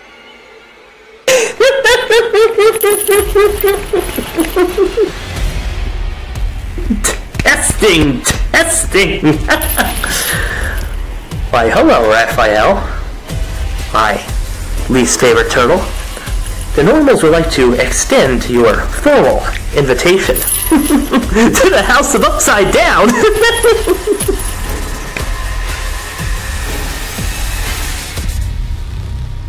So LAW's been sticking out its chest about Puerto Rican heritage and pride. But haven't you forgotten about someone? Some historically marginalized people?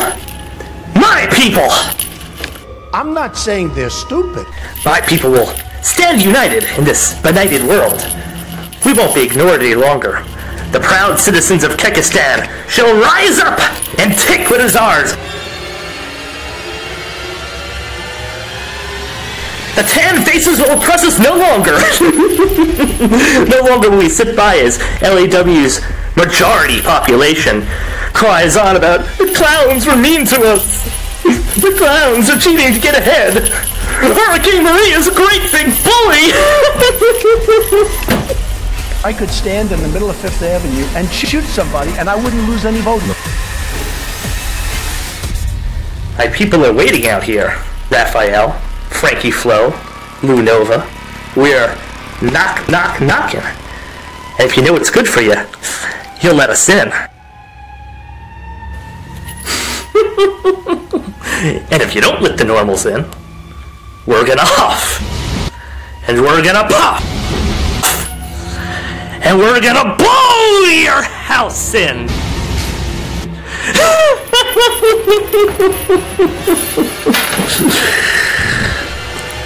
See you on the 16th, boys!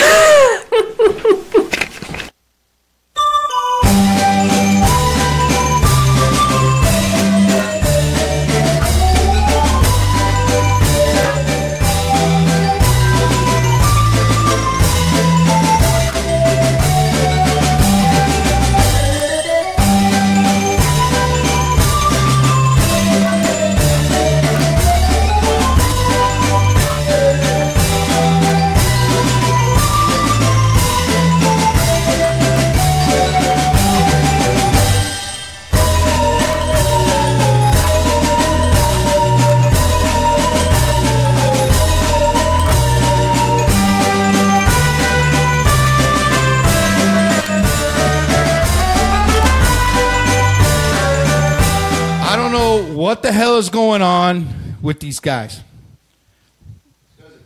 They are criminals. They can't just they can't. They went over into our system again, you know, and making their message across.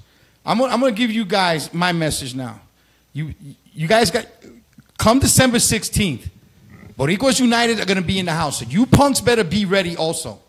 You guys better be ready. December 16th at Taino Towers, the Tres Reyes Wrestling Card. We're going in there strong. And guys, you better be ready. Because now you're knocking on our door. You're at our house. You can, not only that, you come and you interrupt our broadcast and deliver the message that you did. Knocking on, you're here using Trump and everything. You guys have crossed the line. You want to get to us? You got to us. You wanted our attention? You got our attention. Come December 16th at Taino Towers, we're coming. And we're not coming alone. I'm not coming alone. We have a whole nation standing behind us to finish what you guys started. So let me tell you something. Like I said before, the difference between the colors that you wear on your face and the colors I'm going to be wearing on my chest, my colors don't run. So we're coming for you December 16th. I guarantee you, you're going to wish you wasn't clowning around. When my guys and I get together, you're going to wish. You guys stepped the line. You crossed the line. You crossed the line. The only thing you're going to be huffing and puffing on is my... Lives don't matter on the... Exactly. Medusa says, live don't matter on the 16th. Do me a favor. Can you play one of the promos for the upcoming event? We're going to play the promo. Yes, we're going to play the promo, and you will see clowns, normals, whatever the hell you call yourselves. You called me out. You called my partners out. We're coming to kick your ass on the 16th. If you haven't bought tickets, Tickery.com, Los Tres Reyes, on the R&R Show's fan page, the event, my page, Lisa's page, everybody's putting it. We're going to be there. You guys better be ready because the only colors that are going to be running are the colors on your face. It's the R&R Show with Raphael G and Lisa. We'll be right back after this promo.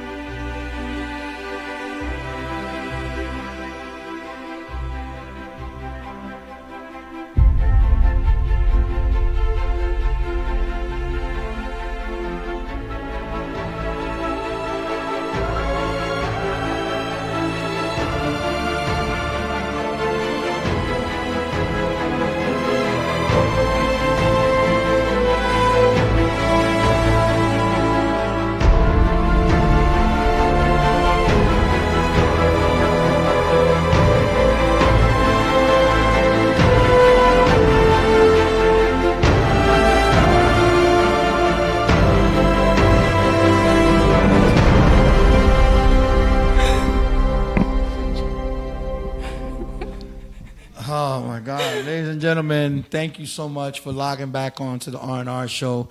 Like I said before, December 16th, the R&R show, Nightline Radio, Legendary Action Wrestling will be at Taino Towers in East Harlem on 123rd Street. Please buy tickets. Come support independent wrestling.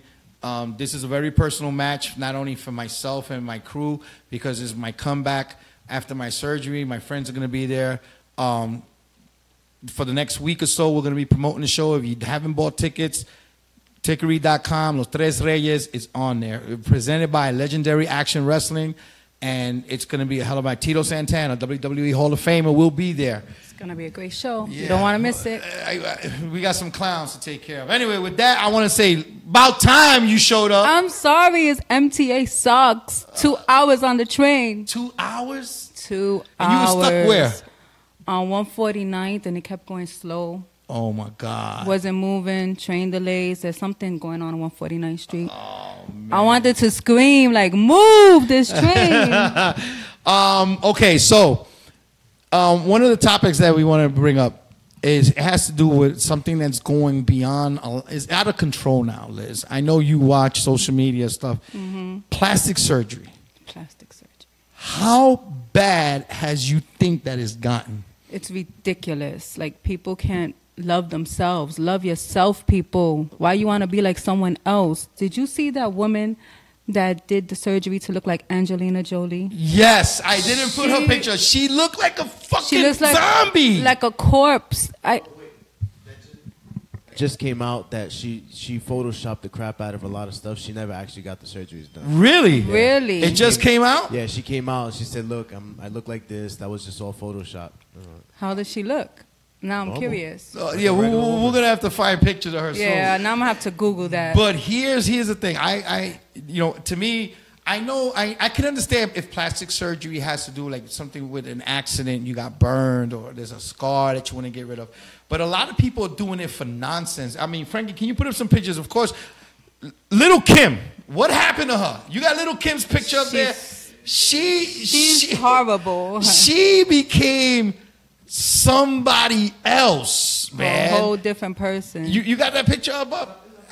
Little Kim. I mean, that mole. She went from a black girl to a wannabe Kardashian. But there was nothing wrong with her. She was beautiful. No, exactly. There was nothing wrong with her. Look at this. Look at this. She got blonde hair. She got a Kim Kardashian nose. I mean, she was a gorgeous girl in her time. And I'm like, what? She was beautiful. She didn't need none of that. Oh, no. I mean, it's ridiculous. I mean, do you think she lost a lot of fame because of it? I think so, yes. You think so? People perceive like she's trying to be white. Oh, God. I mean, I don't know what she's trying Lil' to do. Kim, you need to go back to Junior Mafia and find out what the fuck is wrong with you. Now, we got another guy. Which one you put up? The Sammy? Oh, okay. Sammy Sosa. Sammy, ¿qué te pasa, hombre? What happened, my friend? Baseball was very, very, very good to you. What happened? He went from a brown Dominican. He's right behind us. Sammy, Sammy, why? Why, Sammy? Why, Sammy? Look, come on. You got blue eyes and you're white. You were a brown-eyed, good-looking Dominican guy. I'm not going to say he was ugly. No, he wasn't. Young man making millions of dollars. What, Sammy, what the fuck did you do, man? I mean, what? I mean, of course, the greatest guy of all time that did it. He did his nose. Michael Jackson. Michael Jackson was a cute little black boy who died a rich white woman. I'm being honest with you here. Michael went from the big nose, off the wall, Jamona, to I'm white. I like Michael Jackson. No, don't get me wrong. I love his music. During Off the Wall. Off the Wall. Off the Wall was the greatest. To me, it was better than Thriller. I love that album. Off the Wall was better than Thriller. See, I remember that album. You know what I'm saying? You had Living Off the Wall, Get on the Dance Floor, She's Out of My Life. All these songs that came out of that. Come on till you get enough. All that shit came out of there. And then he straightened his hair. He said he had white babies. and everything. He did Rest in too peace, much. Michael. Rest in peace, but still, come on, man. You were already a skeleton before you died, bro. You were already a skeleton before you died. He did too much. Now, he didn't know when to stop. Can understand blacks going into whites. Mm-hmm. Michael Jackson, black guy becomes a white woman. Lil Kim, black rapper, white rapper. Sammy Sosa, black Dominican to a white American. Well, actually, he turned Puerto Rican. That's what he did. He became a Puerto Rican, light skin, good hair, blue eyes. He went from to, oh yeah, papi, what's up? It's me, Sammy Sosa. I'm the guy, okay? But what happens when you put a white woman that wants to be black? Ladies and gentlemen, I'm going to play a video clip. I don't know her name. I don't care to know her name. But she went on national TV out in Europe and tried to explain to the world that why she wanted to become a black woman. Got nothing against that. Got nothing against my black people. But ladies and gentlemen, this is very, very, very disturbing. Frankie, can you just put the video with us on it? Because I want people to listen to this. Going on, that's for sure. 24 procedures. What aside from the obvious, what have you had done? Also, when we last met, I was much smaller. Also, actually, I have 7,100 cc each. But not only my skin color changed. Also, in meanwhile, also I've realized that my eye color has changed, my eyebrow color has changed, and also my regrowing hairs are more black, more darker, and going curly. So we should explain this a little bit further, because this is Change Martina has come around because of these tanning injections, and it was one of your surgeons that recommended that you should use these tanning injections because you weren't getting the deep tan that you wanted just by going out into the sun. So how was that kind of sold to you? Was it explained that this would be a side effect, that you could get a very deep tan and that your eye color would change? Yeah, also when in the constellation they said it will tan the skin more than if you go only in the sun. But for me, this new medicine works especially good.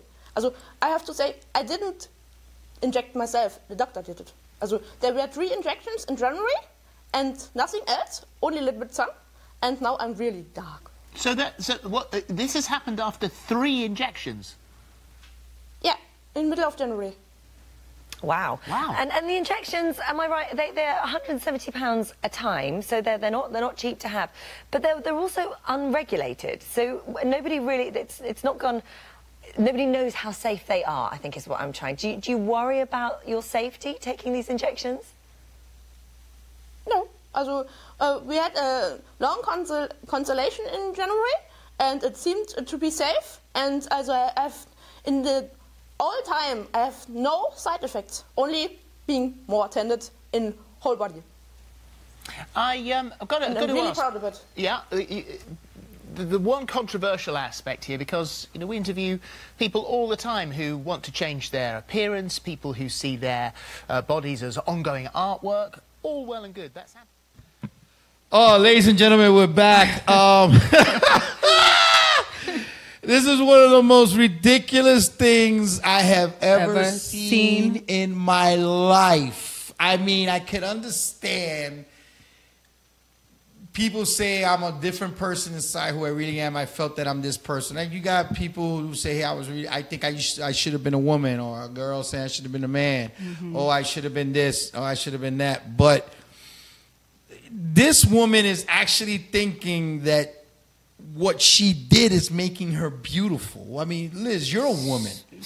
I think so. You're a woman. And I know, girls go with the makeup and the tanning and the coloring of the hair and everything. How far you think she took this? She took it over the top. She took it like 1,000%. Did you see this? I mean, and she looks horrible, though. She thinks she looks good. She looks horrible. Did you see the guy on the reporters? The look at the reporters. He was just looking at her. You stupid bitch. You just made us white people look fucking stupid.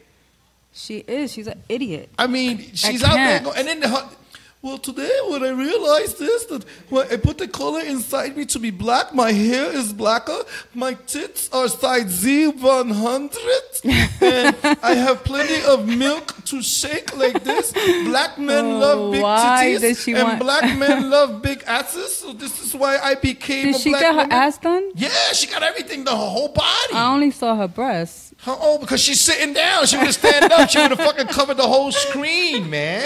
No, I see. No, I'm after sorry. that. Listen, It's I just understand. ridiculous.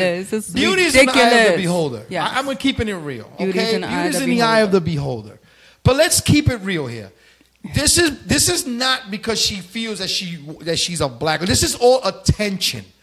And she got the attention, but not the attention that she wants. That's negative attention. In the famous words of Cat Williams, bitch, don't you see I can see you? You're not fucking black.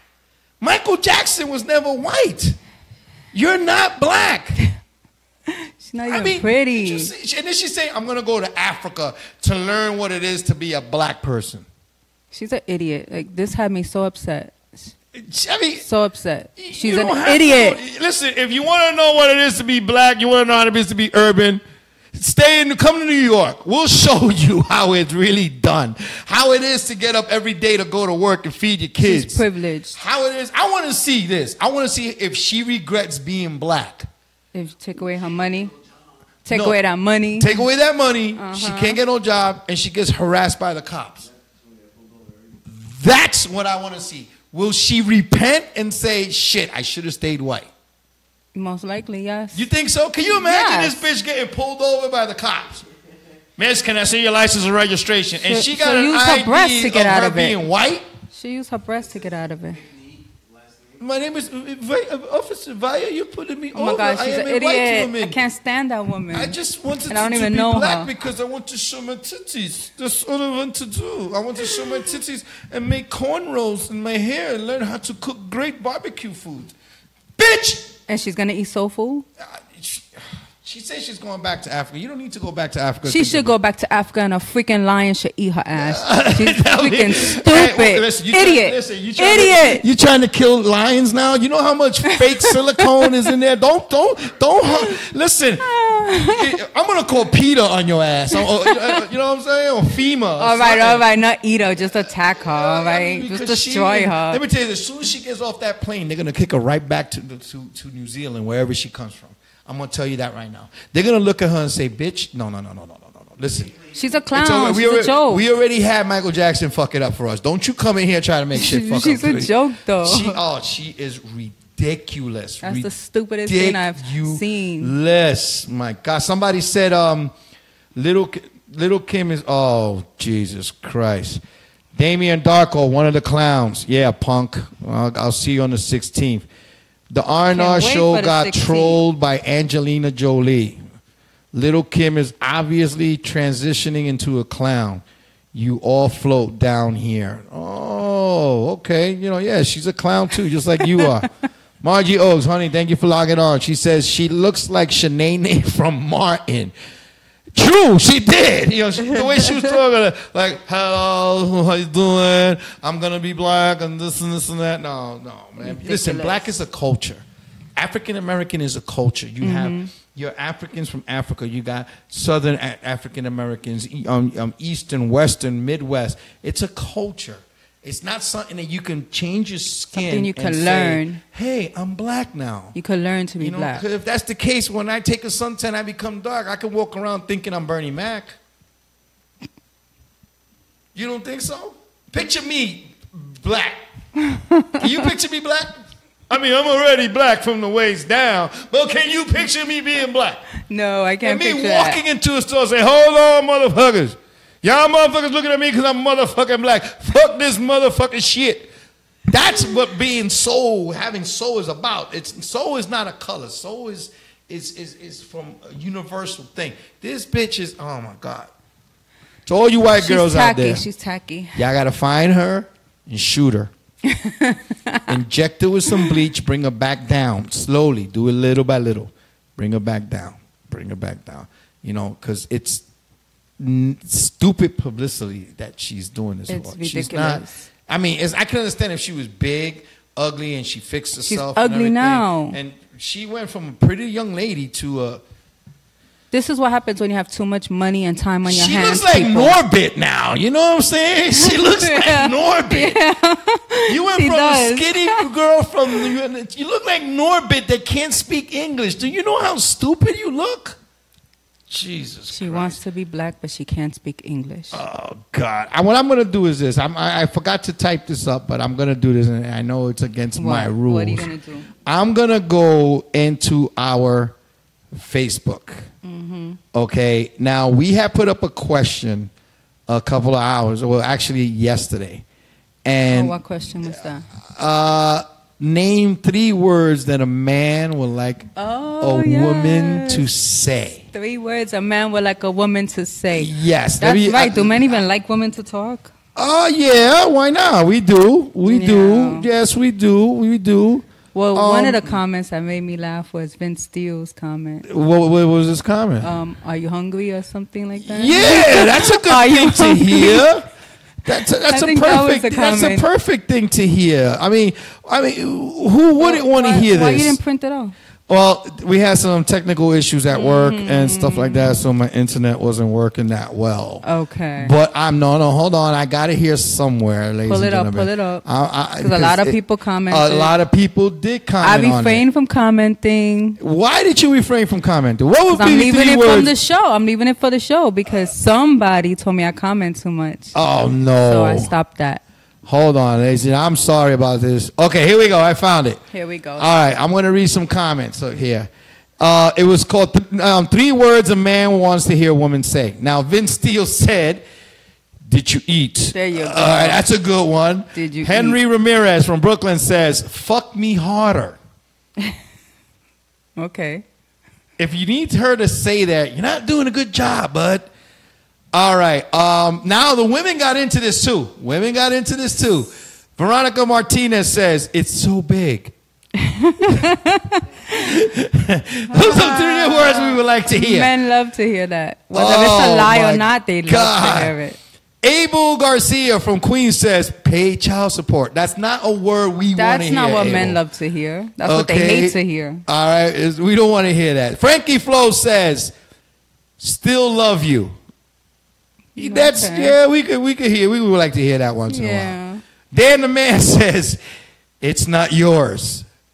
What? That's 3 words we would love to hear. It's not yours. Oh, thank God. Child Jesus. support. Oh, thank God. Ennis Browder says, "Oh, I swallow." That's a good word men love to hear too. I love that. And here's another one we love to hear. Henry Ramirez says, I love anal. Hey, Facebook is putting this up, not me. Okay. Louis Lugo says, it's on me. LOL. It's on me. It's yeah, on she's picking me. up the tab. Yeah, All right. It's on me. Dennis Davis says, damn, you're good. We like to hear compliments too. Of course. Betsy Feliciano says, back shoot me. I don't know what that means. All right. Oh, I see the picture now. You get it? Yeah, on the back. Yeah. Okay. Woo! Joy Martin says, I made dinner. Mm-hmm. And she also says, I can cook. Mm-hmm. Okay. Men love that. Margie Oaks, she says, anything for you. Dan the Man says, thank you, sir. You are the man. Again, he also writes, choke me harder. What the fuck is up with you women like to get choked? I don't know what you're talking about. Do you like to get choked? No. Not even in a headlock? No, hell no, not even a headlock. How you sound even a headlock? Hey, then we fighting. Listen, Dan the Man's on a roll. Here's your pancakes. That's great. The breakfast. Yes. Yes. All right. Miss Ethel says, you want head? Okay, I get that. Oh, man. Marari Gonzalez says, I will pay. Thank you. We like to hear that, too. We just got so many. A lot of responses to that question. Will Davis says, don't pull out. No, I don't want to hear that. Don't pull out. I got 4 kids because I didn't. All right, I'm not. No. That's your fault. Here's one I think all the guys will like. From Sheila Time, my cousin's ex-wife. Sheila says, "Let her join." Yeah, baby. Antonio O'Donnell said, "It's too big," and Ethel says, "Hurts so good." Now, okay, what would be 3 words you would tell a guy that you think he would want to hear? Me? Yeah, you. I don't know. I love you. Yeah. Guys love to hear I love you. You're the man. Yeah. You gotta. It's all yours, baby. Well, that's 4 words, but it's all I yours. want to hear. This is all yours, baby. It's all yours. Yeah, 3 words I want to hear is I got the rent this month or something. I got the light bill. I got the cable bill. That's more than 3 words. No, I got the cable bill. Okay, got the cable bill. How's that? Got the rent. Cable bill paid. All right, your cable bill paid. Cell Light bill phone paid. Cell phone paid. Car note paid. That's beautiful. That's beautiful. Car has gas. Those are things we want to hear. I mean, I want to hear that too. I love you and everything. I want to hear that too. That's all. I love you. Pay the bills. Okay, what bills would you pay for a man? None, actually. Oh, so that's why, ladies and gentlemen, But- that's why she is single. That's not why I'm single. He's an idiot. She will never pay, not even a Metro card for a I guy. have paid in the past, okay? Okay, so First you of all. got a guy who helps you out with your bills, does Well, your that's thing. different. If he helps me out, yeah, I will Okay, pay. well, you got a guy that helps you out, because not a lot of women there. Whatever I can afford there's to pay. Sometimes there's women that are. Wait, who makes more money, me or him? It It's could be- whatever I could afford to pay. Okay, but this is I don't what I'm have a saying. problem. Listen, it doesn't have You to be- help me out, I help you out. Yeah, but it works both it ways. doesn't have to be about who makes more money, because, like, for instance, there's people who there's like if the guy makes more money and she makes a little bit less to him, they always help each other out. Mm-hmm. She'll say, "Okay, baby, if you got the rent and you got this bill, I got the food money. I got Oh, the of cable bill." course. But there are some women to be like, "You're the man. You make the money. It's your responsibility. My job is to take care of the kids." No. All right, so now you got a guy who's helping you out and everything. What bill would you like to pay? What bill? I wouldn't like to pay no bills, actually, honestly, to tell you the truth. This is why she's But, shut up. But I would pay cable, the electricity, Okay. the water bill. We had water bill, Okay. for home. Projects don't have water bills. Who said anything about the project? Projects don't have electricity either, but hello. But whatever I can, whatever I want to pay. Okay. It depends how much I love him Okay. and how much we do for All right, each other. okay, you got 5 scales from 1 to 5. You got, and they're all love, it's not hate. So if you're in level Of course it's not 1, hate. what bill will you pay? The cheapest bill. Okay, his Boost Mobile. Actually, I don't know. His No, Boost because Mobile if I'm bill. in a relationship and we live His together, Boost Mobile bills. no, $30. and we live together, we're gonna go half and half. So Okay. I'm gonna pay. But that's level 5. We're gonna be half and half. But I'm talking about level 1. You don't There have to is live no- together. You don't. Oh, we don't live together. You don't have to live together. Oh well, then that's a game changer. I don't know. All right. This is why she's single. Shut up. That's not why I'm single. So you're in level 1. You pay his Boost Mobile. Level 2. Now you. Well, why guys do I are have to staying pay over any each other. bills? Why do I have to pay any Why? bills? Why does he have to pay yours? I didn't say he has to But pay let's my say bills. if he offered to pay you yours. I say you're in a relationship where And you he wants guys- to pay my bills? Yeah, he wants to pay a couple of your bills. You gonna let him? Hell yeah. Okay, so if he asks you, "Hey, babe, I'm a little short on my cell phone bill. Can Yes. you help me out?" You Yes, help I him out? will. Okay, Yes, I that's will. level 1. Yes, I will. Now level 2. What do you got to give up to help him pay them bills?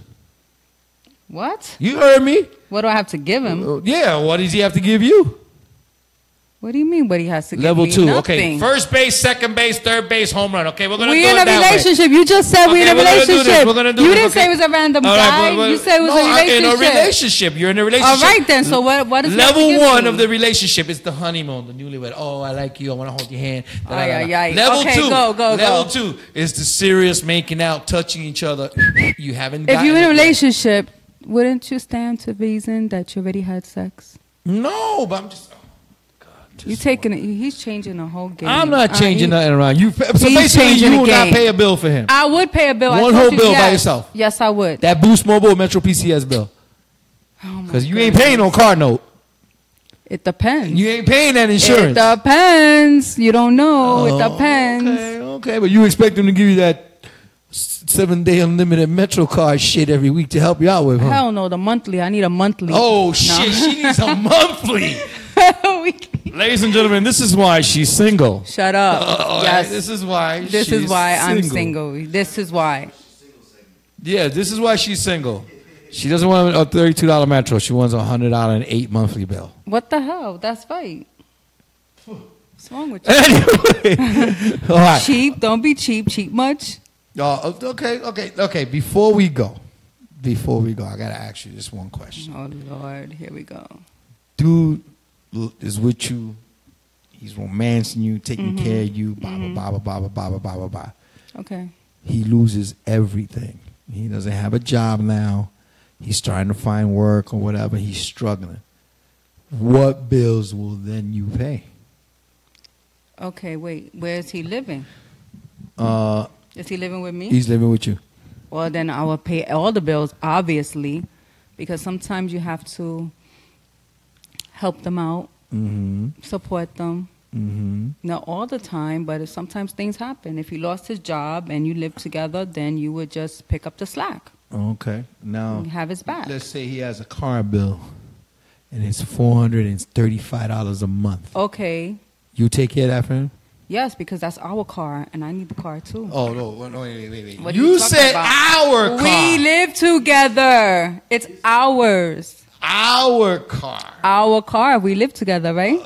It doesn't have to be our car because, you know. So I have my own car and he has his If car? you have your, I don't know, you make up the scenario. You got your own car. You got a Honda. He got a BMW. Why I have to have the Honda? Why he can't have the Honda and I can't have the BMW? You can have the Bentley. If I could afford it, yes, I will help him. Okay. For a short period because he's going to get himself on his feet. Okay. All right. And that's what you do for people you love and you're in a relationship, right? You help each other out. True that. Right? But if they can't get you that monthly That what? Metro card. I don't need a monthly Metro card. Remember, I have a Bentley. What's wrong with you? I have a Bentley, ladies But what and if you gentlemen. ain't got the gas for the Bentley? Then I'm going to sell his Honda to get the money for the gas. She's cold, ladies and gentlemen. She's cold. This is why she's single. This is why I'm single. Well, listen, I want to thank everybody who's logged on today. I want to give a special thank you to Cuban Link, Vinny the Guido, Complex, everybody who's been associated with the show, Liz for sticking it through with the MTA. So mad that I missed it. And that, I'll send you pictures of me and him. I was watching, though. I was watching. And, of course, if anybody knows, December 16th, I will be part of a 6-man tag team match with Legendary Action Wrestling, Boricuas United versus the Normals, the Clowns, the guys who just interrupted our show. Can't wait. I'm telling you, I'm trying to hold everything in here because the last time there was drama in this studio, I had to try to fix a wall. But there's going to be issues on the 16th. Save it for the ring. And we're waiting for everybody who's buying tickets. We hope that you buy the tickets. If you can't buy online, you don't have a debit card, we actually take cash at the door. Tickets start at $15. The highest price will be $45 for VIP No, tickets. you need ringside seats to catch the action. Yeah, because somebody over here is going to have somebody pay for her ticket. Well, actually, she's going free this time because she's part of the show. But in the past, she's always had somebody buy that ticket because she says, no, I need it for the Metro card at $32. Shut up. What difference does it make how I get there? As long as I get there and support, right? She wants to get that. I'm going to try to rock the red, white, and blue Boricua flag that day, too. Yeah, so we're going to rock out. And again, Puerto Rican pride. She's going to be up there going, Huepa puñeta, dale duro, carajo. We're going to see some sandals being thrown. Chancletas. There's going to be somebody's taking off the ring. There's going to be a lot of Vaseline flying around the place because people are going to be like going like this or whatever. There's going to be a lot of switchblades being thrown into the ring. Have metal but, it's going to be a great card. WWE Hall of Famer legend Tito Santana will be on the card. Of course, Frankie Flo, Dan the Man, Team Shazam, Eric Jaden, Alan Razam, I mean, Joey Ace, the United States Heavyweight Champion, Aaron Mr. Paz, Cha-Cha Charlie, the Plantain Players. Everybody's going to be there. It's going to be a great night of wrestling. Great show. Tickets start at $15. Tickery.com. Check out our Facebook, the show's Facebook, her My Facebook. It's all over the place. People are going to block me after this week. You don't want to miss bananas. it. If you miss it, you're going to miss a great show. Sucks to be you. It's the last show of the year. Okay? And like I said, next week we'll be back on live from 8 to 10 p.m. on Nightline TV. Liz, thank you for being on the show. Thank you for coming and making it. MTA, you suck. MTA sucks. Because she missed Cuban Link. And Yes. again, thank you all for logging on. We will see you guys next Thursday right here live on Nightline TV. It's the R&R show. Good night. God bless. Good night.